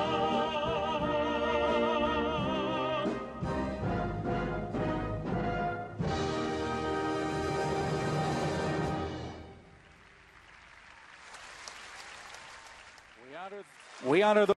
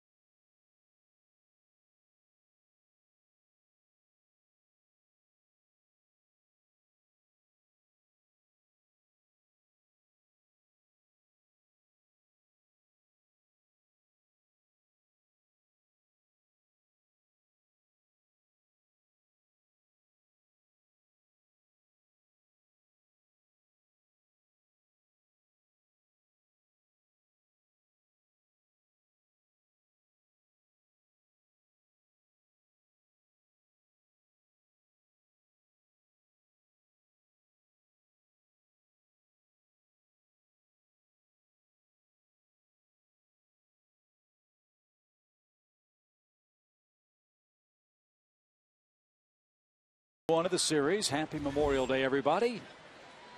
Medlin's got to hold him right there and hope the bats can get something done. And a bouncer up the middle will creep into center field. A 3-hit game for Call. 2 singles and now a home run. Earlier we had this person send in a tweet. Is that what you call it? Very good. What is the rule for in the batter's box? If Call hit that slap swing fair, would he have been out for being outside the box? Actually, he was not outside the box. He did step on the line, but if he had been out of the box at the point of contact, if his foot had actually been outside the line, he would have been called out if the umpire saw it. Quick move by Medlin, and Call back safely at first.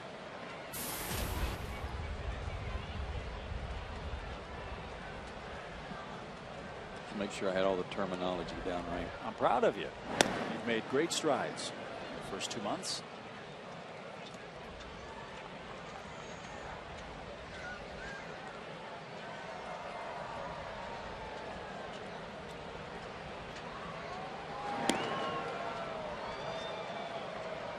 It's a good question from Mr. Morris, though, and one that we see quite often not called, especially on bunt attempts where guys are leaving the box too soon.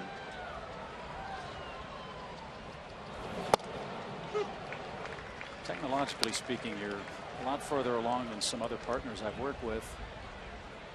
One man who will remain nameless got his first cell phone, had his number programmed in, had it powered up, held it up to his ear and said, "Where's the dial tone?" I seem to remember that. Uh-huh.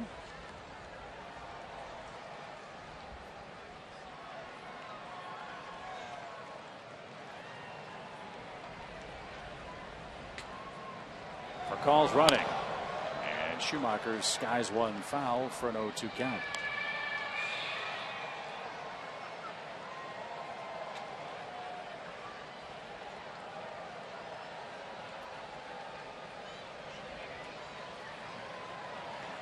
Delgado and Westbrook in game 2 here tomorrow night.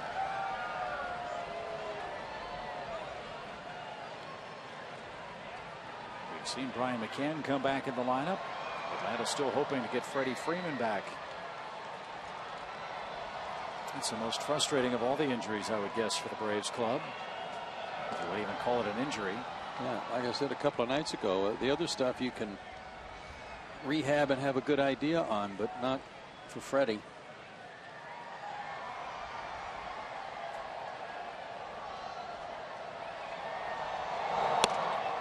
And talking with him before the game with a gaggle of reporters in the clubhouse, he's done with the contacts. I don't think he's going to be able to wear them anymore. So they've ordered special glasses, a different type of glasses than the first go round. As Schumacher hits that into center field cleanly. And going first to third is for call, and that's where the Cardinal runners stand with nobody out in the 6th. What Freddie said was bothering him about the original pair of glasses he had was the way he takes his batting stance, Joe. He would see the frame where it attached to the lens, and that blocked his vision of the pitcher in a way that was distracting. So then you got to move your head, adjust your head, which might adjust your shoulders or hips to open up enough to be able to see what you need to see. So there's kind of a domino effect there. So now they've ordered not one but 2 different pairs of wraparound lenses. And the reason they ordered 2 different kinds was whichever company gets them here fastest will be put into use by Freeman. But it's not like going to the local sporting goods store and picking out a pair of glasses. They've got to cut the prescription, get all that stuff done, and then have the glasses sent. And oh, by the way, as you know, it's a holiday weekend. Yeah, that part's probably the toughest. But I wore glasses most of my career, and especially in the minor leagues. And it's one of those things you can get used to. There are times where sometimes you get a little glare from some of the lights at night, but you get used to that.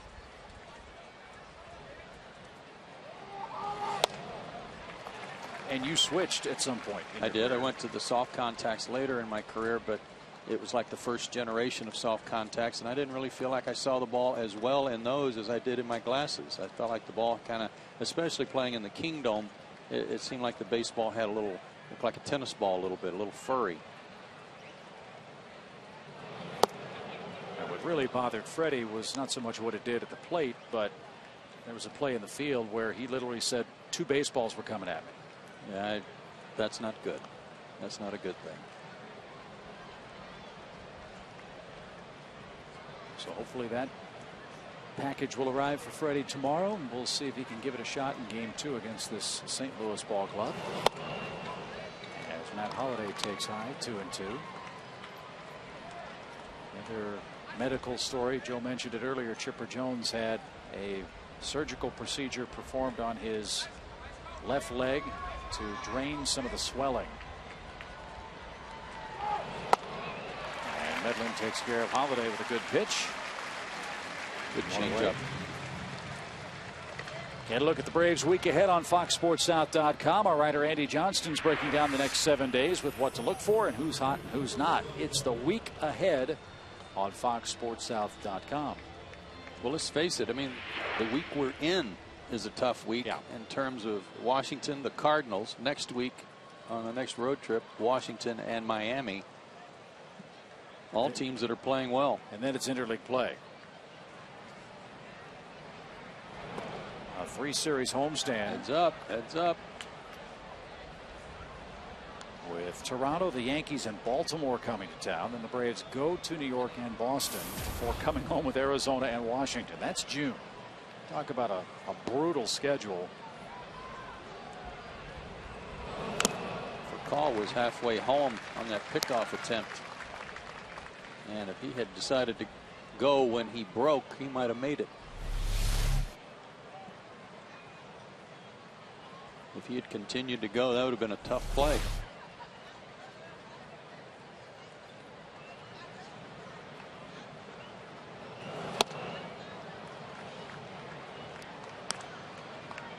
1 ball, 1 strike to Beltran. After our game Wednesday night, the Braves will have wrapped up 33 games in 34 days.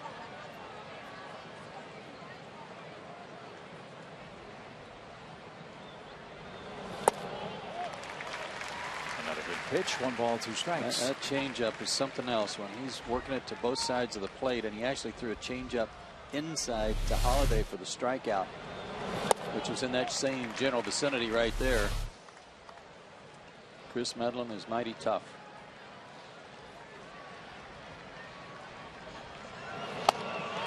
And Beltran went fishing, and Medlin struck him out. Back-to-back strikeouts for Chris. 2 on, 2 out. And here's Adams. Keep in mind the 2 hits he gave up this inning. The high chopper over the mound that went through, and then Schumacher just kind of lofted one off the end of the bat to center.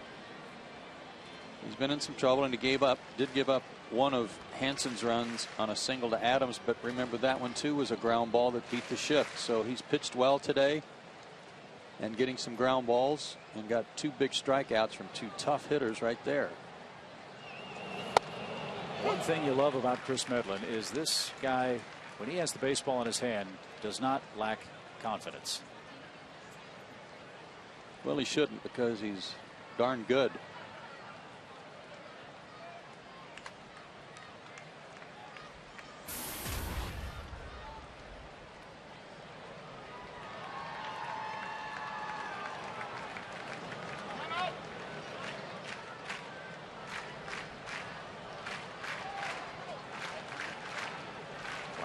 Needed a moment to regroup.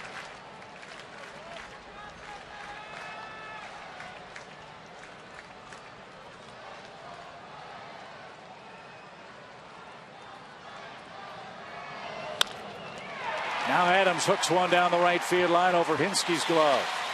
Furcal scores. Schumacher's getting the green light. Hayward missed the cutoff man. Hinsky's relay will be late. Big day for Adams.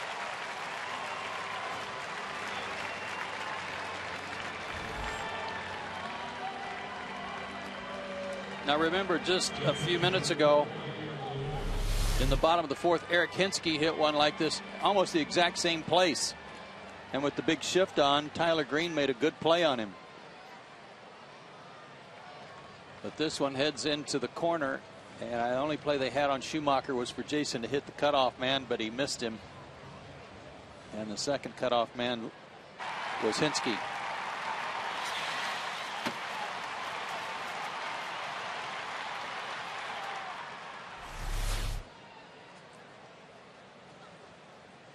Three hits, 3 RBIs for Adams. And now Molina skies 1 foul, strike 1. 8-2 St. Louis.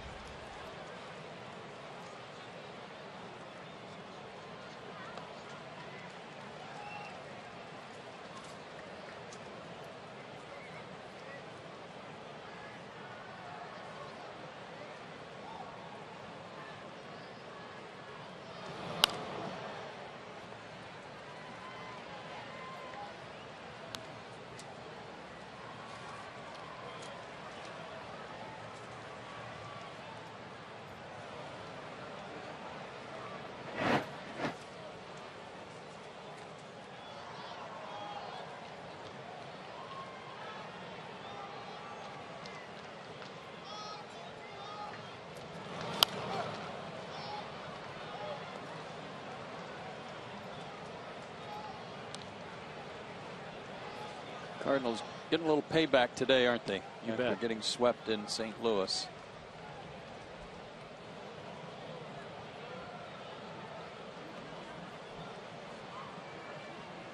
Braves did a great job pitching to them in St. Louis, holding this good hitting team down, but they've opened it up today.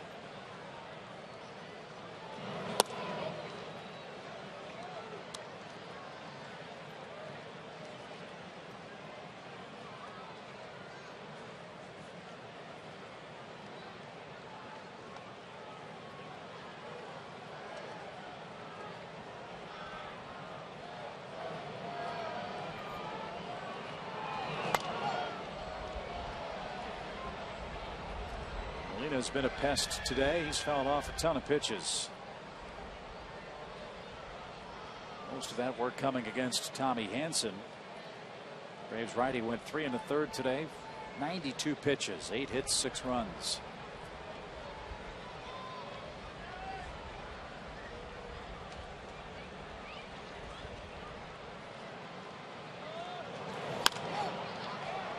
In the air to right.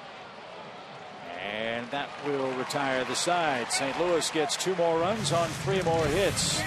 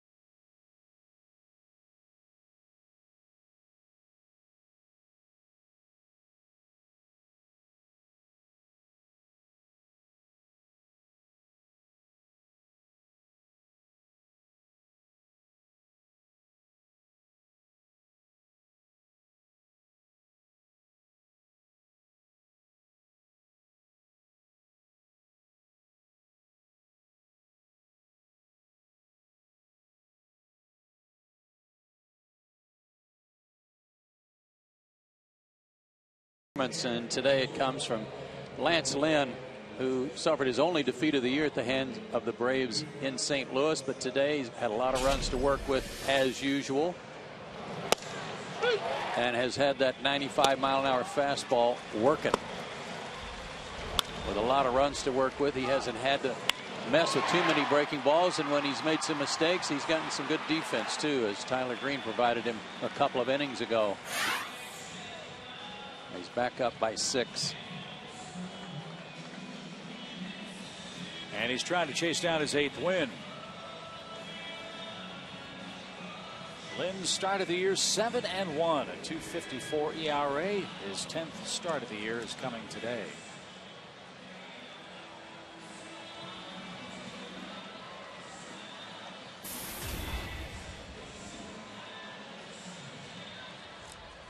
Martin Prado's 1 for 2. Prado, McCann, and Ugla coming up.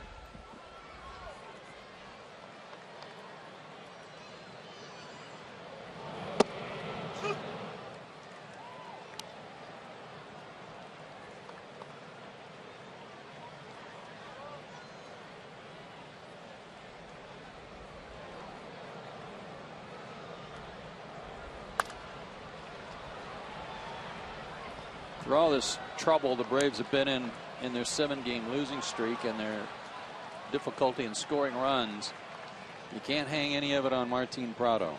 I know he took an 0 for last night, has a base hit today in 2 trips, but he's been swinging it. Prado started the day hitting .375 this month. 12 multi-hit games in his last 19. Fly ball shallow center. Schumacher comes in a few steps. And Martinez out number 1. Time for our McDonald's fans at the game. Who but members of our military on this Memorial Day in Atlanta? Large contingent here today, especially those that were out for the pregame ceremonies, and all branches of the armed services honored here before the game.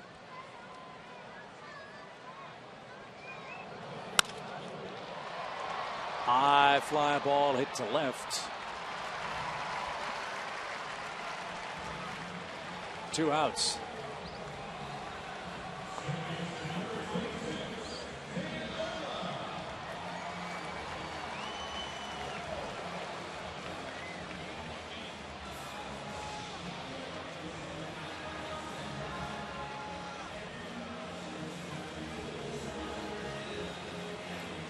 Douglas 1 for 2. He scored a run today. And now the Cardinals want to come out and check on Lynn. Did he hurt himself?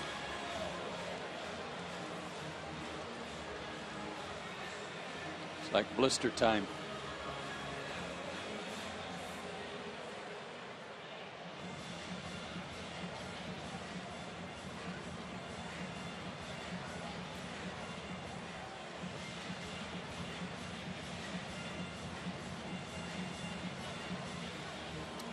They talk it over. Let's check out the AT&T Uverse trivia question. Carlos Beltran's 52 career extra base hits against the Braves are 6th most against active players. Or 6th most among active players, I beg your pardon. Who is first on that list for extra base hits against the Braves? Oh, that should be easy. I thought we were going to come up with the other 5, so we should be able to get the top guy. Yeah.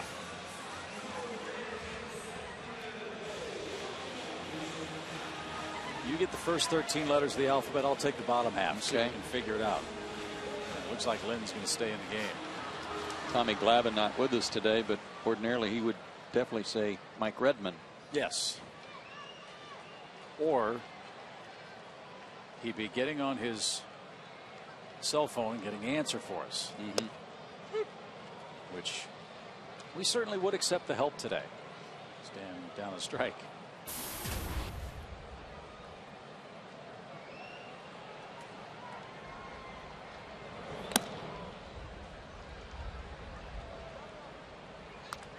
My first guess would be Todd Helton. That's a very good call.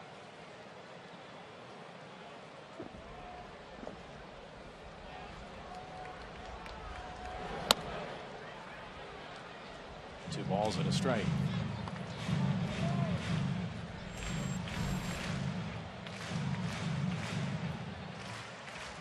Only 1 inning of any problem for Lynn, and he gave up 2 runs in the 4th after 2 were out.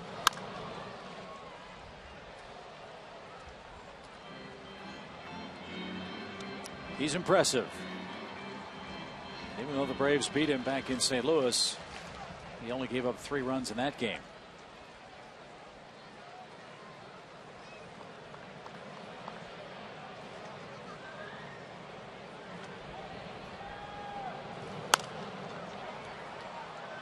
Pop fly foul into the seats, and still a 2-ball, 2-strike count.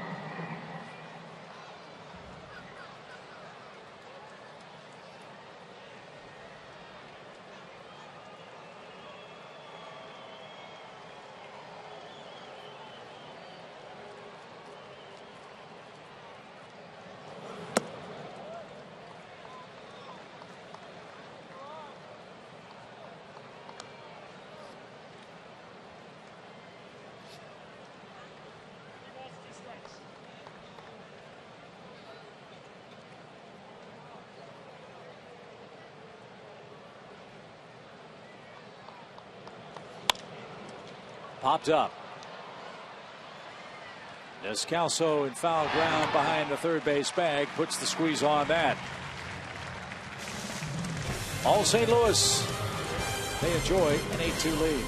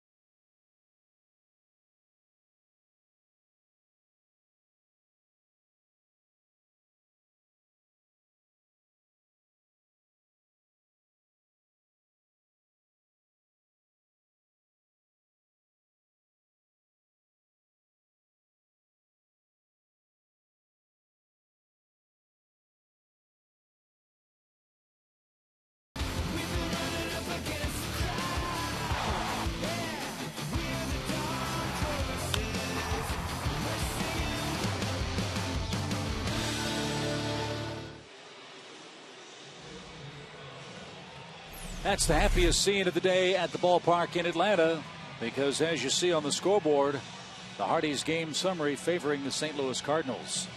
Yeah, a lot of STL hats up there. That's not a good thing. Matt Adams, though, our first look at him. 3 for 4, 3 RBIs. Called up to take the place of Lance Berkman after he had suffered a torn meniscus. Matt Adams been very impressive today, as has Rafael Furcal. Another big day for him against Atlanta. He's always had good success against the Braves, at least in recent years, and 3 for 4 today, including a homer. So Lance Lynn with a big lead. He will sit and watch as Chad Durbin answers the AT&T call to the bullpen to start the Cardinals' 7th inning.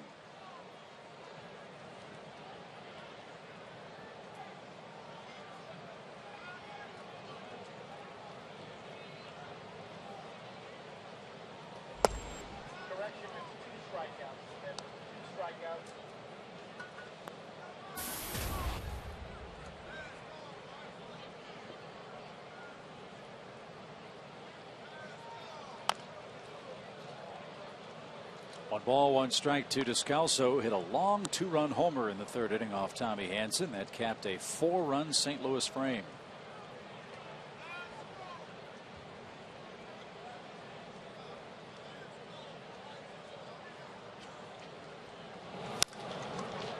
And a fly ball shallow center. Bourne comes galloping in, makes the play, 1 out. The 2012 Braves Alumni Weekend is June 8th through the 10th against the Toronto Blue Jays. We hope you'll arrive early to enjoy all of the events, including John Smoltz's number 29 pregame retirement ceremony on Friday. Saturday, we'll have the commemorative Sid's Slide Bobblehead Day. That's free to the first 20,000 fans. For tickets, call 800-745-3000 or visit braves.com/tickets.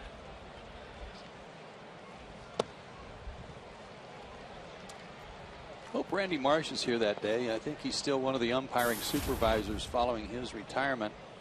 He was the umpire that made that call. So he might be at the ballpark. If not, we need to get him one of those bobbleheads. And he wasn't even behind the plate when the game started. I believe it was John McSherry, the late John McSherry, who got bothered by the heat that day, that night, felt ill. Had to come out of the game, and Randy Marsh then took over behind the plate.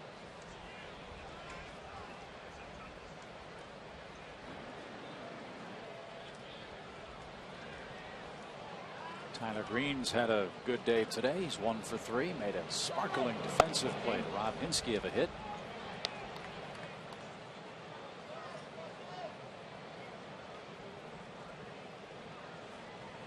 Count to Tyler, 2 balls, 2 strikes. In the air to right. 2 outs.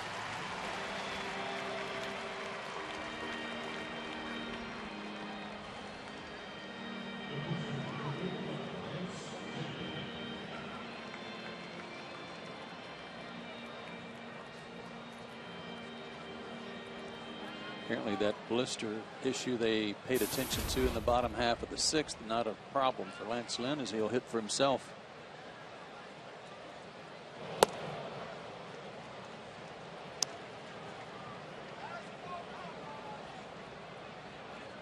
We've run into a lot of Ole Miss and Mississippi State products in recent weeks that are doing a good job in the big leagues.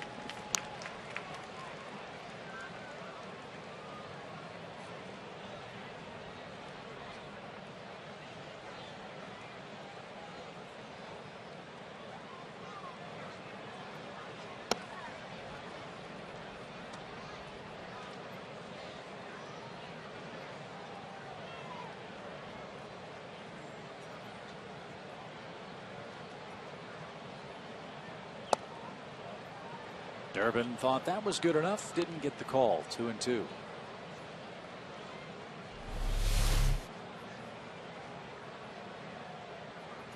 Just a little low, maybe, but a good pitch.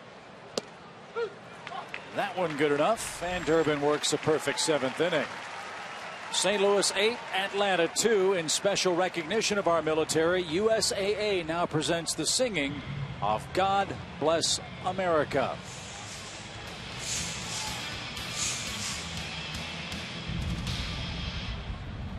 Ladies and gentlemen, the Atlanta Braves invite all of our guests to please rise and sing along as we celebrate America's freedom with the singing of God Bless America, performed by Atlanta opera tenor Timothy Miller. While the storm clouds gather far across the sea, let us swear allegiance to a land that's free. Let us all be grateful for a land so fair. As we raise our voices in a solemn prayer.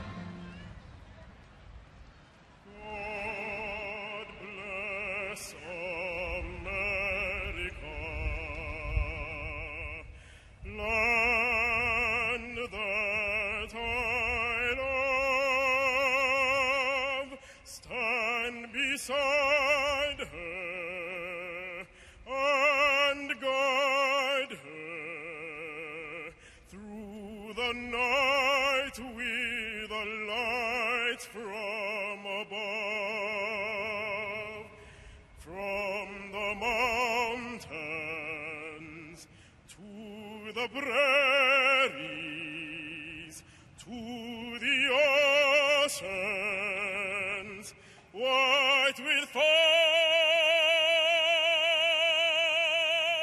God bless America, my home sweet home. God bless America, my home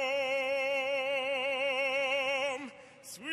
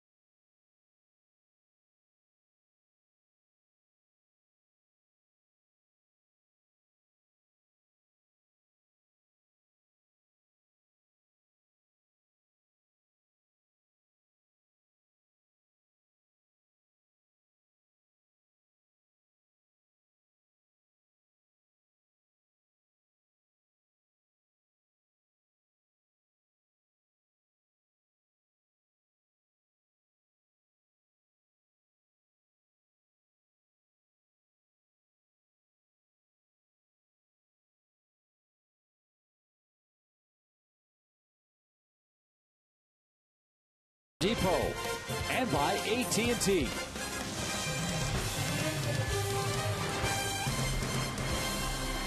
A2's our score. We head to the home half of the 7th inning. Braves need a spark. Got to get something going here. This long losing streak stands at 7. Braves are 0-7 this year on Mondays. And a big crowd on its feet doing the chop, trying to help Jason Hayward get something started in this Atlanta inning. Hayward is 1 for 2 today with a double and a run scored.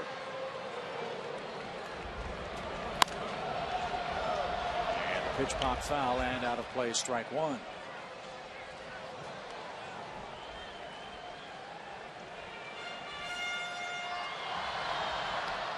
I'm trying to think if there's been any balls hit today, Chip, other than Hinsky's, that somebody actually got out in front of one on. Lance Lynn, and hit it with any authority. Everything, even the hits that produced the runs in the 4th inning. Ugla, ground ball to against the shift.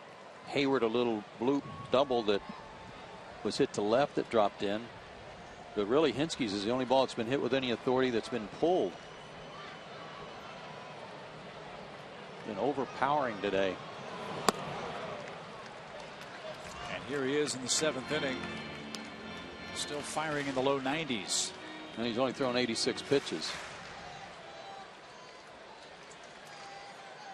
A far cry from that outing Mother's Day when the Braves really made him work. Plus, he didn't have the luxury of a big lead either. That's his 6th strikeout. He's retired 8 in a row.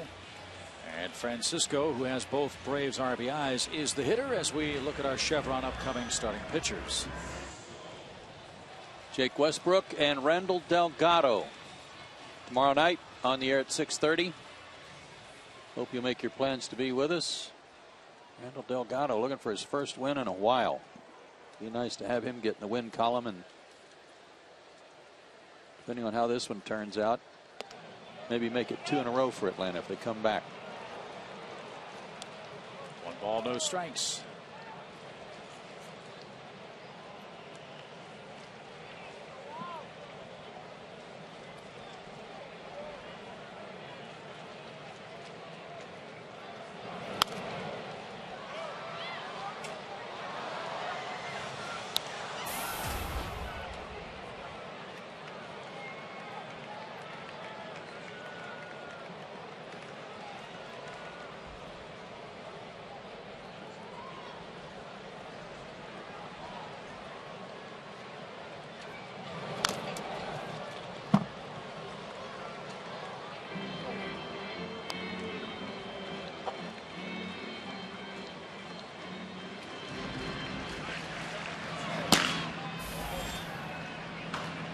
Mr. Venner's getting loose.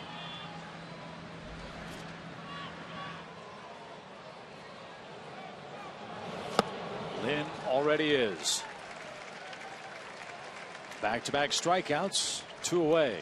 Speaking of that line drive that Eric Hinsky hit, time for our Home Depot tools from the dugout. And from the dugout, the shift is on. And when Eric hit this ball, it looked like a rocket headed for the right field corner. But look where Tyler Green was playing, and turned in a nice diving effort to keep it from getting by him, getting past him even with that positioning. Good play by the Cardinals second baseman.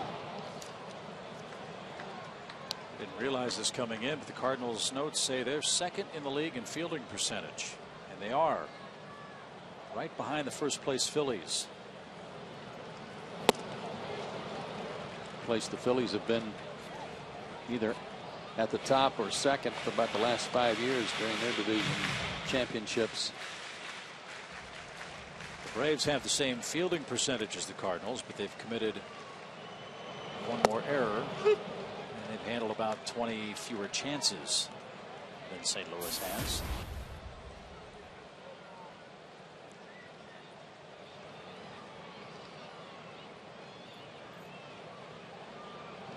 So Lynn's had all the weapons. He's had a good defense behind him. He's had favorable wind. He's had good stuff, and his offense gave him 8 runs to play with.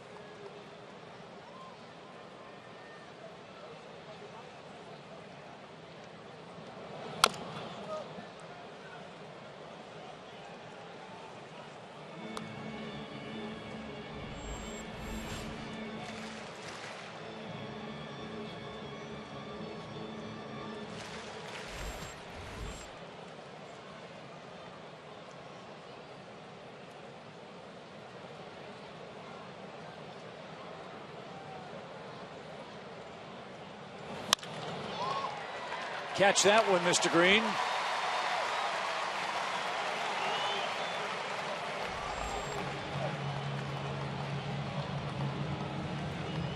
And again, Eric, the only guy to really yank the ball on him today. And fortunately got this one up over Green's head.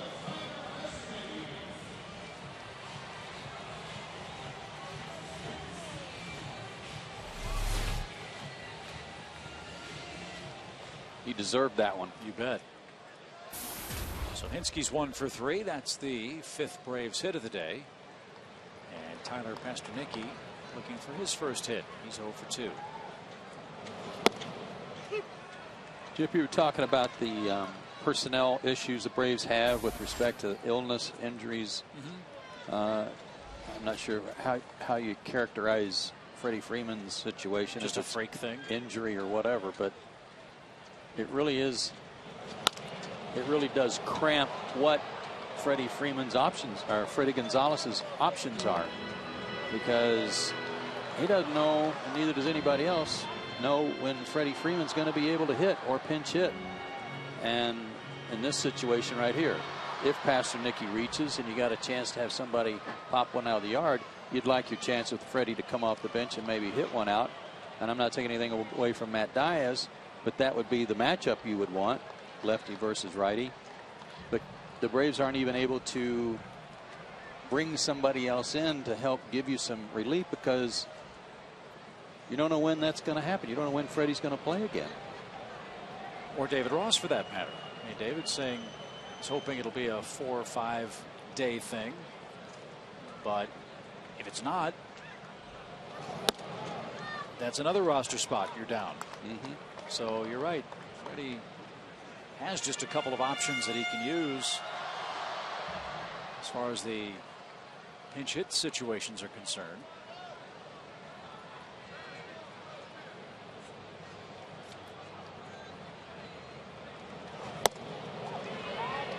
And then on a day-to-day basis, he's got to figure out how to fill out his starting 8.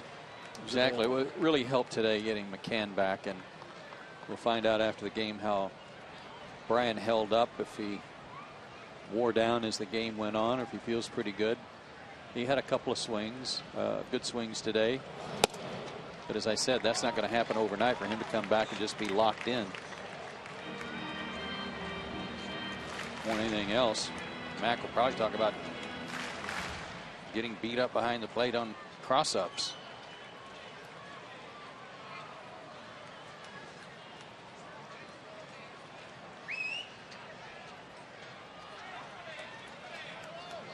Hinsky runs. The pitch is low. Diaz will hit with 2 outs. More 2-out trouble for Lynn. He hasn't had much of it. The Braves did touch him for 2 2-out runs in the 4th.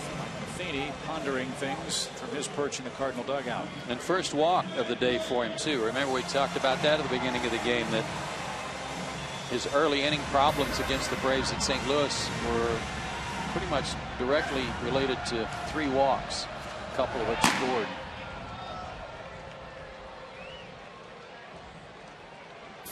So Diaz hits.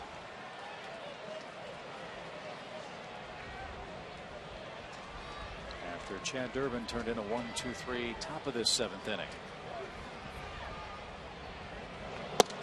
It may sound strange to say, you'd almost prefer having a guy turn his ankle and know he's going to be gone for 15 days so that you can replace that spot on the roster. It's the flux.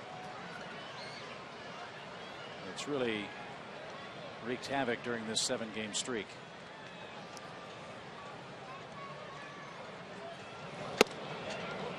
And you're right. I mean, in many respects, that's a better deal, because you know who you have to work with on a nightly basis from a roster standpoint.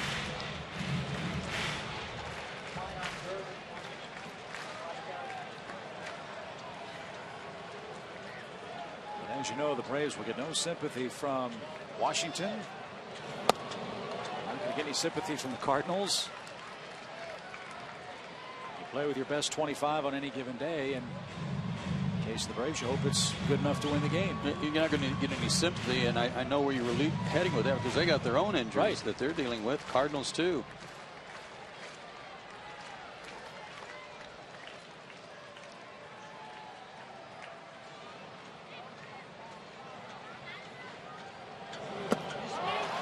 Diaz chased the ball in the dirt, and Molina will throw him out. Braves threaten, leave 2 on in the 7th. Lance Lynn pitching a beauty and leading 8-2.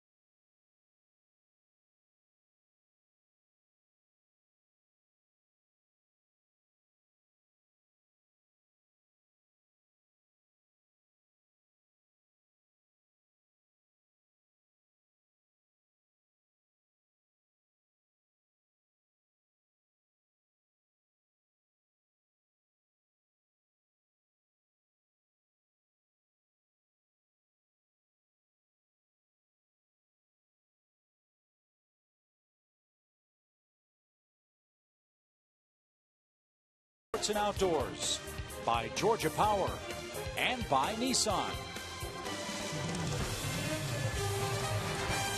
8-2 St. Louis as we head to the 8th inning, and USAA would like to recognize our American military members here at Turner Field today.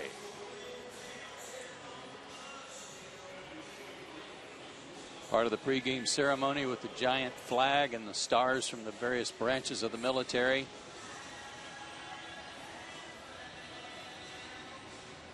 Other than the score, it has been a great day.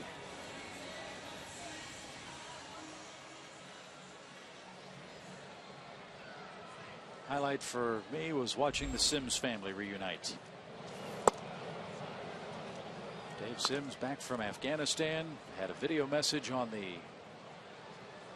big screen in center field. And while his wife and 4 children were watching that message, he popped out of the stands by the tarp and got mobbed. It's the 4th time I've seen it. It gets me every time.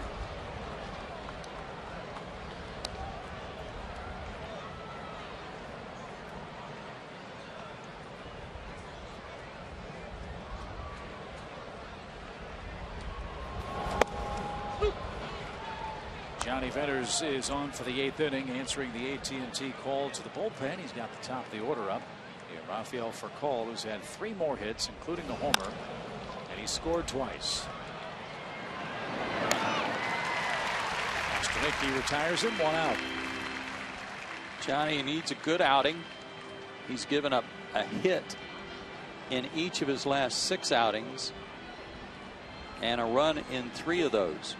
The last time he had a 1-2-3 inning was May 2nd against Philadelphia. Perfect inning with 2 strikeouts. He could use one of those today and regain some confidence. Well, that's something we talked about in our opening comments, was the relative struggles of the Braves bullpen. Shane Robinson pinch hits for Schumacher.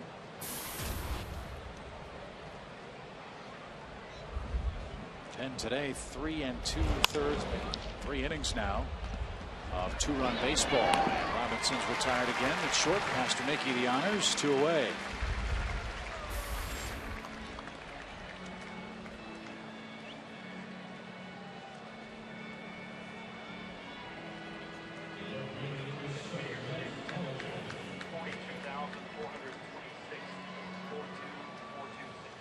$42,426 the crowd tonight, or today I should say. Hope for big crowds Tuesday and Wednesday nights as well. Hope you'll make your plans to join us here at the ballpark.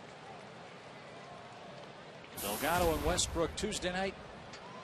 Hudson and Loesch on Wednesday. You know, the fans have really turned out this weekend. It's been wonderful.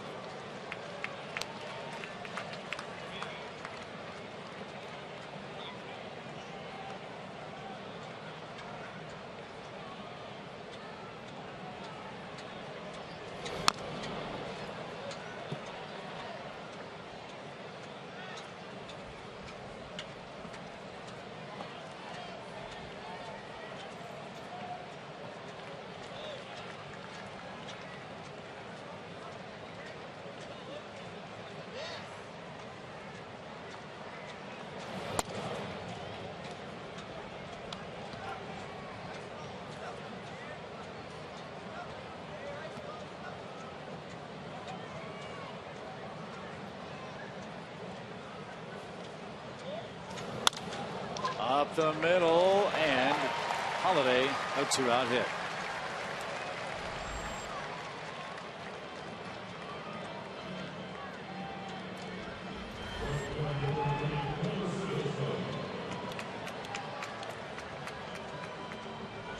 And here's Beltran.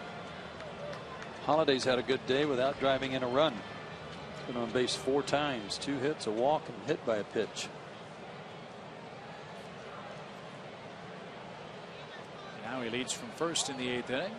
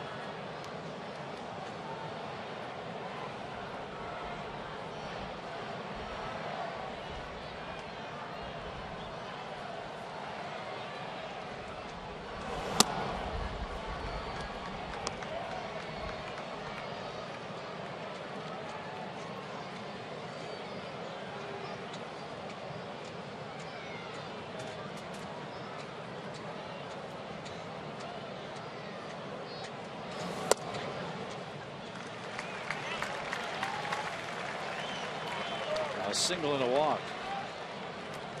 All of this coming with 2 outs for Venters. Well, it might surprise you. Gretchen looked it up for me a moment ago. See Roger McDowell pop out. The league's hitting .318 this year against Johnny with 2 outs.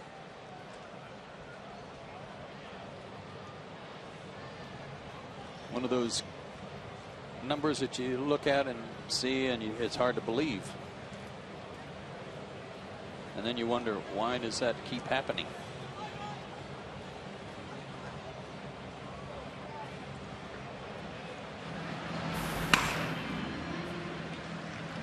Martinez was up earlier today, and he cranks it up again. Here's Adams. Matt Adams has knocked in 3 runs.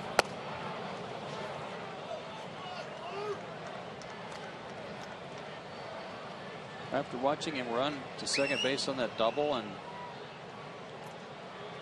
just kind of sizing him up, I think might as well start calling him Boog.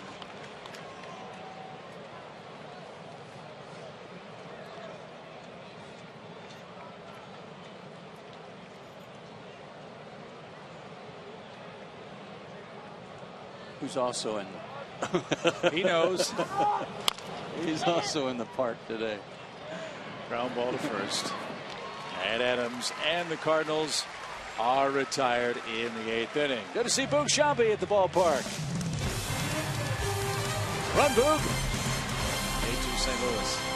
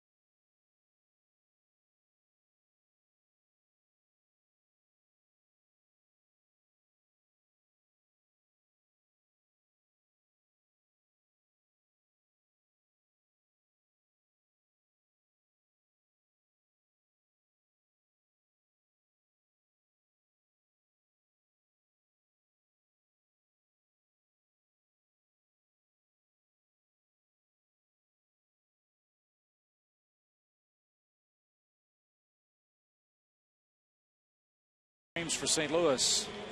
Yeah, that third inning was the big one today for the Cardinals. Actually, the first guy was retired, but then some defensive miscues here. Adams reached in a cross-up. McCann retrieved the ball, but Hansen, when he came to the plate, went to the first base side. Holiday got in there. Molina, who had missed a squeeze play and got a runner thrown out, followed with a single. And then Descalso, a 2-run homer, 4-run inning. And that sent the Cardinals on their way. Shane Robinson stays in the game. He'll play center. Lance Lynn's day is done. He'll give way to Mark Zepchinski. The Zepper, as we like to call him.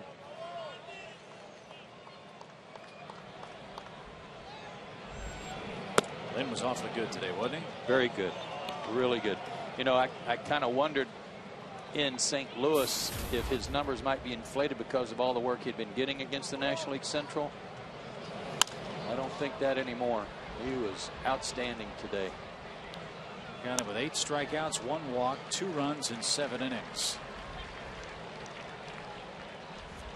And he is in line to win this game. Go to 8-1 if he does. He'll be the first Cardinal pitcher to have 8 wins before the month of June in 12 seasons. Garrett Stevenson entered June that year with an 8-0 mark.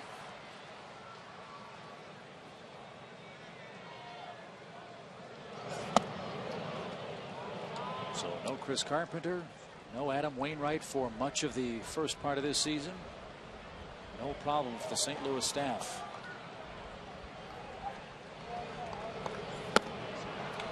And Michaels down on strikes. He's 0 for 4. Back to the trivia question. It was brought to us earlier by our friends at AT&T Uverse. Carlos Beltran, a ton of extra base hits. I like your Helton pick. I'm just going to spread it out and say Scott Rowland. Okay. Let's see if you're right. I was going to preface the Helton pick by saying, look, you only see him 6 times a year, so that's going to limit your. Do you think Coors Field, younger days, all those big games that Helton's had? Jay Roll.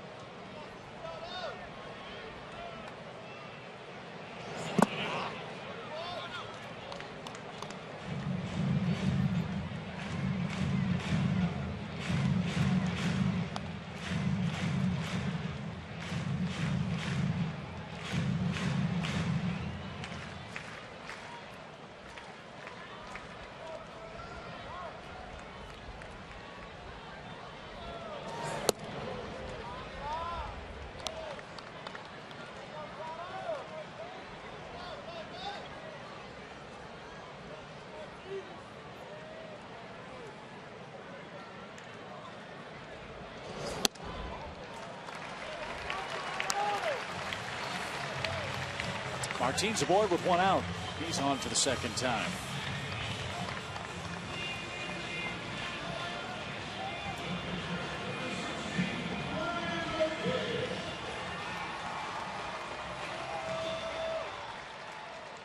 Here's BMAC.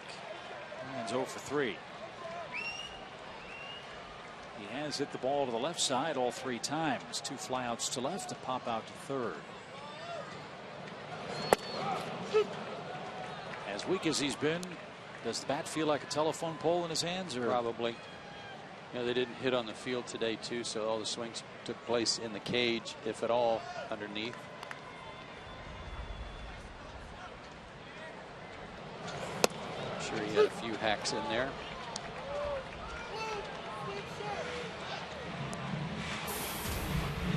Probably feels like about an August 25th bat right now.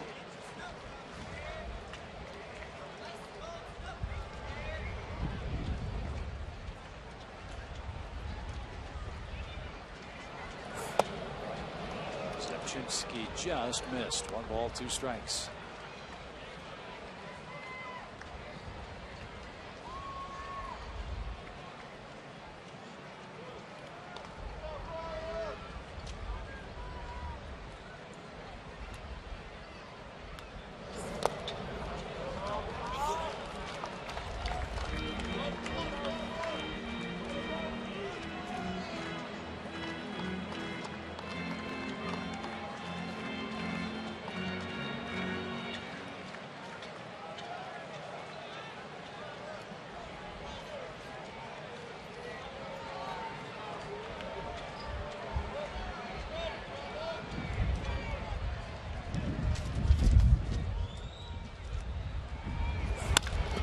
Grounded towards second. There's 1. And there's 2. First double play ball turned by the Cardinals in the game. And that completes the 8th inning with St. Louis leading by an 8-2 score.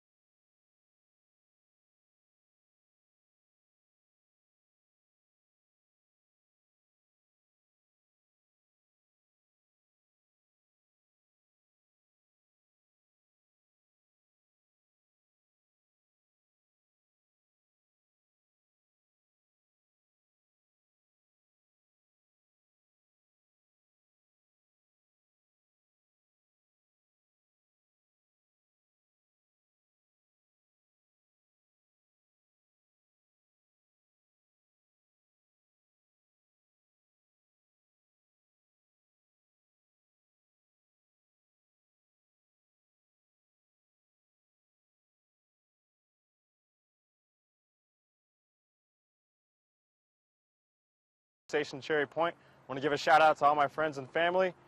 Don't stop the chop.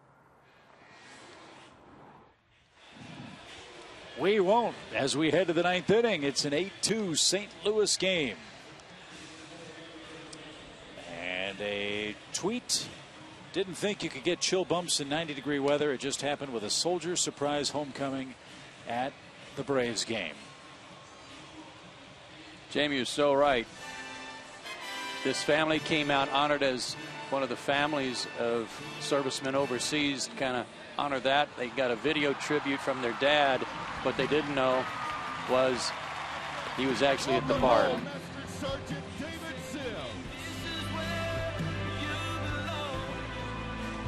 Just watching his son point and say it's dad, it was on. I mean, Toyota play of the game for Master Sergeant Sims, his wife Robin, and all their kids, and of course under the professional tutelage of Walter Banks right there behind the on-deck circle. Who better to take care of them down there?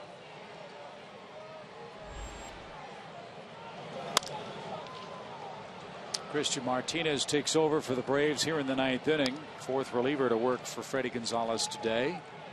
Tommy Hansen went 3 1/3. Medlin 2 2/3.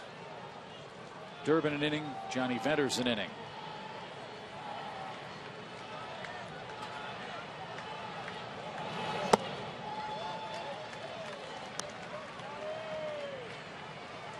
How about Master Sergeant Sims' wife, Robin, when she thought about when he would be able to come home, about that greeting and that first kiss hello, that there'd probably be a few people around either at the airport or wherever, but she probably didn't anticipate there being 42,000 plus a TV audience. Yep. And all the news crews. And she didn't care. No. That should have been on the kiss cam today, right? Yeah, you got it. We salute the Sims family. Obviously, we honor the men and women serving in the military. Remember those who have fallen, who've been injured, protecting our freedoms. But I thought the Braves did a wonderful job with their hometown heroes, remembering and reminding all of us as that ball is going to stay on the chalk. A fair ball for Descalso. Infield hit. But if I may finish the point, the wives, the husbands, and the children who are left behind while those servicemen are serving, don't want to forget them on this Memorial Day either.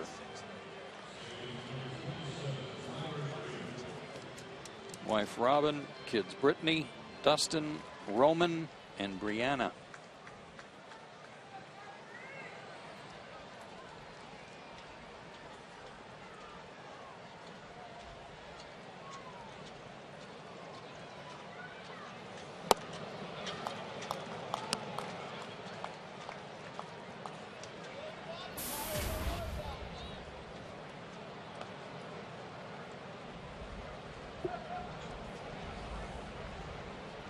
Tyler Green has a 1-for-4 day.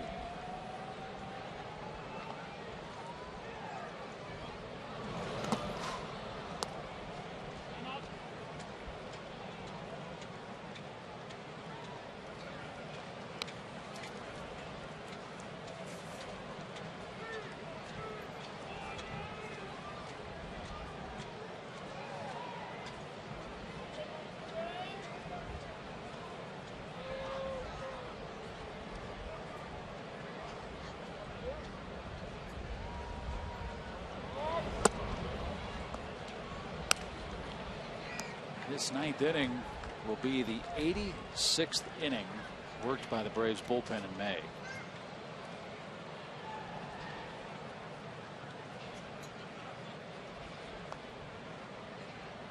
Four more relievers for Freddie today. Yeah, you just don't expect the way Tommy Hansen's been pitching. You don't expect him to only go 3 1/3. That was probably the biggest surprise of the day, is just that he had a hard time, some of it not his own making.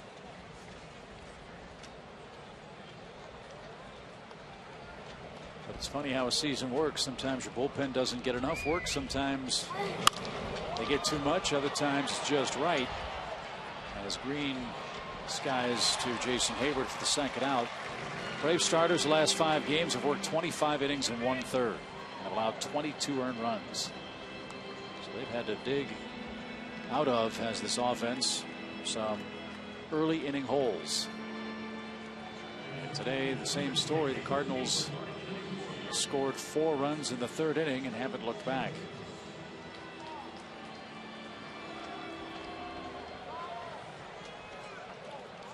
Green flies to right. Adron Chambers pinch hits.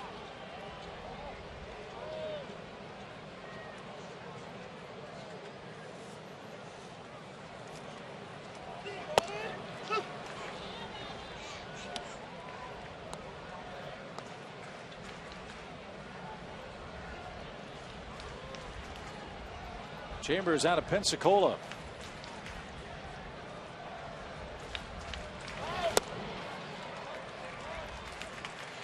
Went to Pensacola High School. He was a football star, played quarterback. Was the Pensacola News Journal All-Area Offensive Player of the Year. Was recruited by Mississippi State.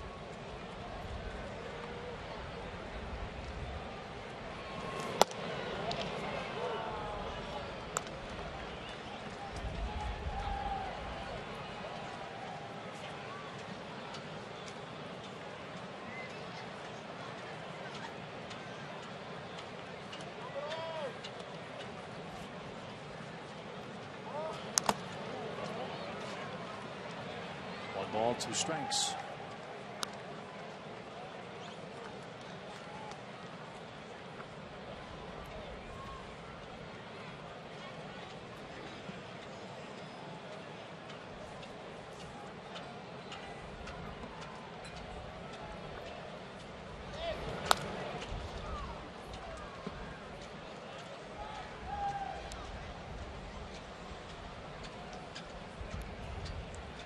That wind has not stopped all day. Been whipping in here from right center field since the first pitch.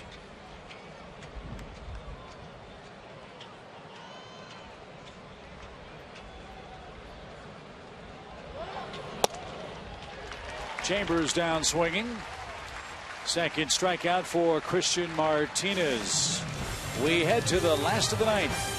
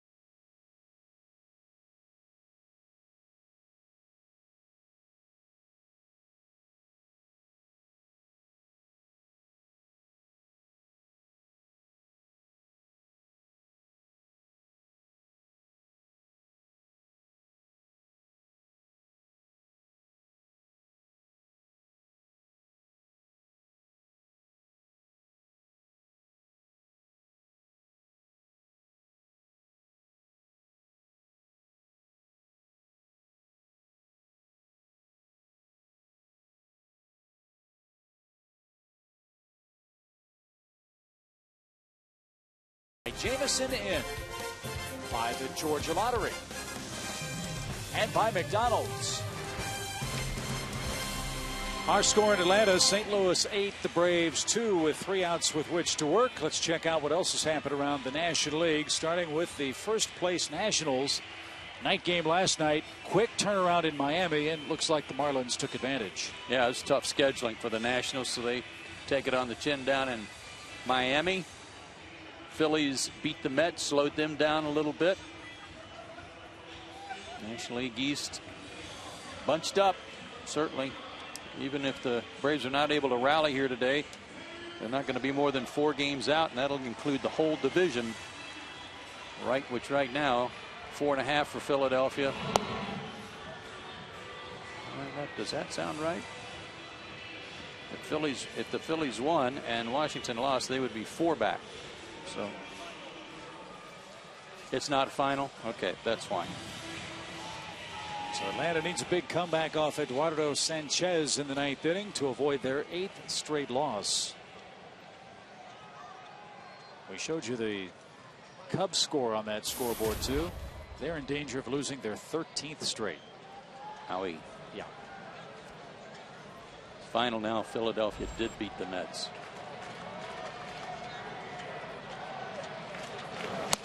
Big swing and a miss by Dan Uggla. Sanchez just showed off a 95-mile-an-hour fastball. Called up from Memphis on May 14th. He pitched Saturday. It was the first time he had pitched in a week.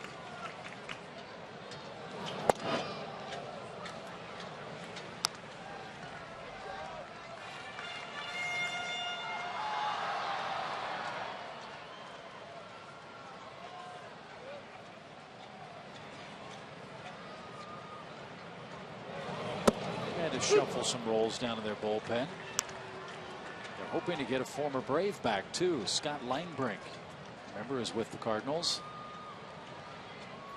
He's scheduled to throw a side session here in Atlanta before they send him out on a rehab stint. They'll get him back in the next couple of weeks, I would think. Veteran right-hander.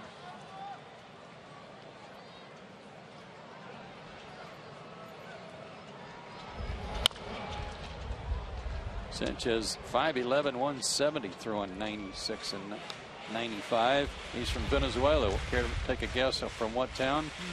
Maracay? Good guess. Another one. Amazing.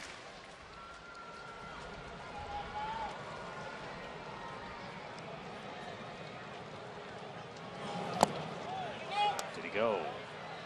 He did not. Courtesy tag by Molina just in case. Now a 3-2 pitch.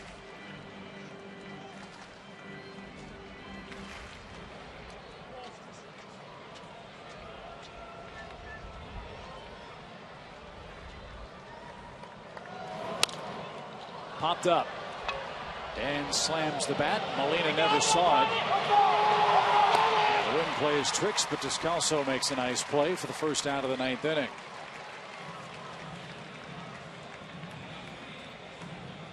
I'm not sure who was doing all the calling there, but the pitcher's got to be the traffic cop in that situation when it's up for grabs. And you're right, Molina never saw it. And Sanchez just started going out of the way and looking towards center field. Apparently he didn't see it either.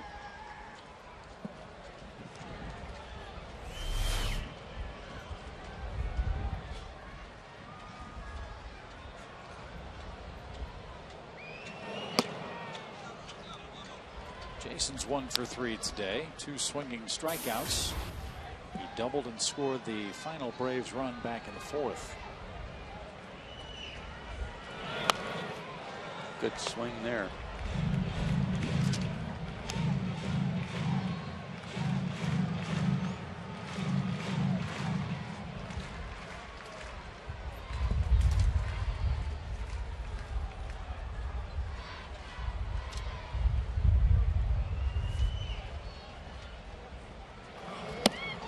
When Jason stays inside the baseball, his swing is crisper as there's more bat speed.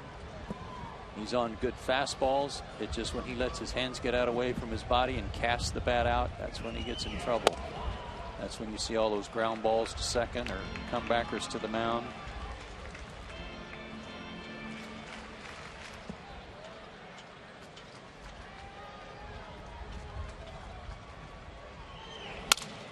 Broken bat to short.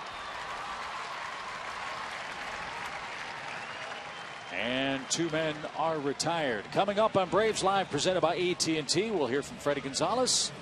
We'll get sound from the Braves clubhouse, and we'll have all of our highlights on this Memorial Day matchup between the Braves and the Cardinals. St. Louis leading the game 8-2.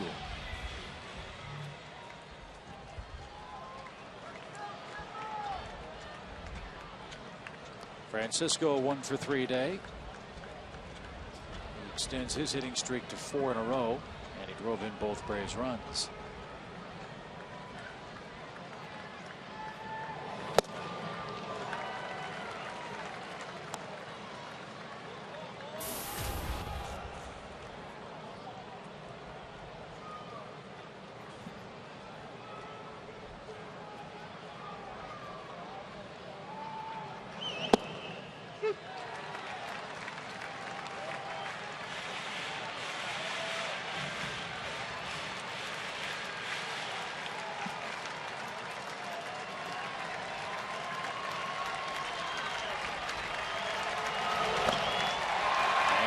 Is going to be your ball game.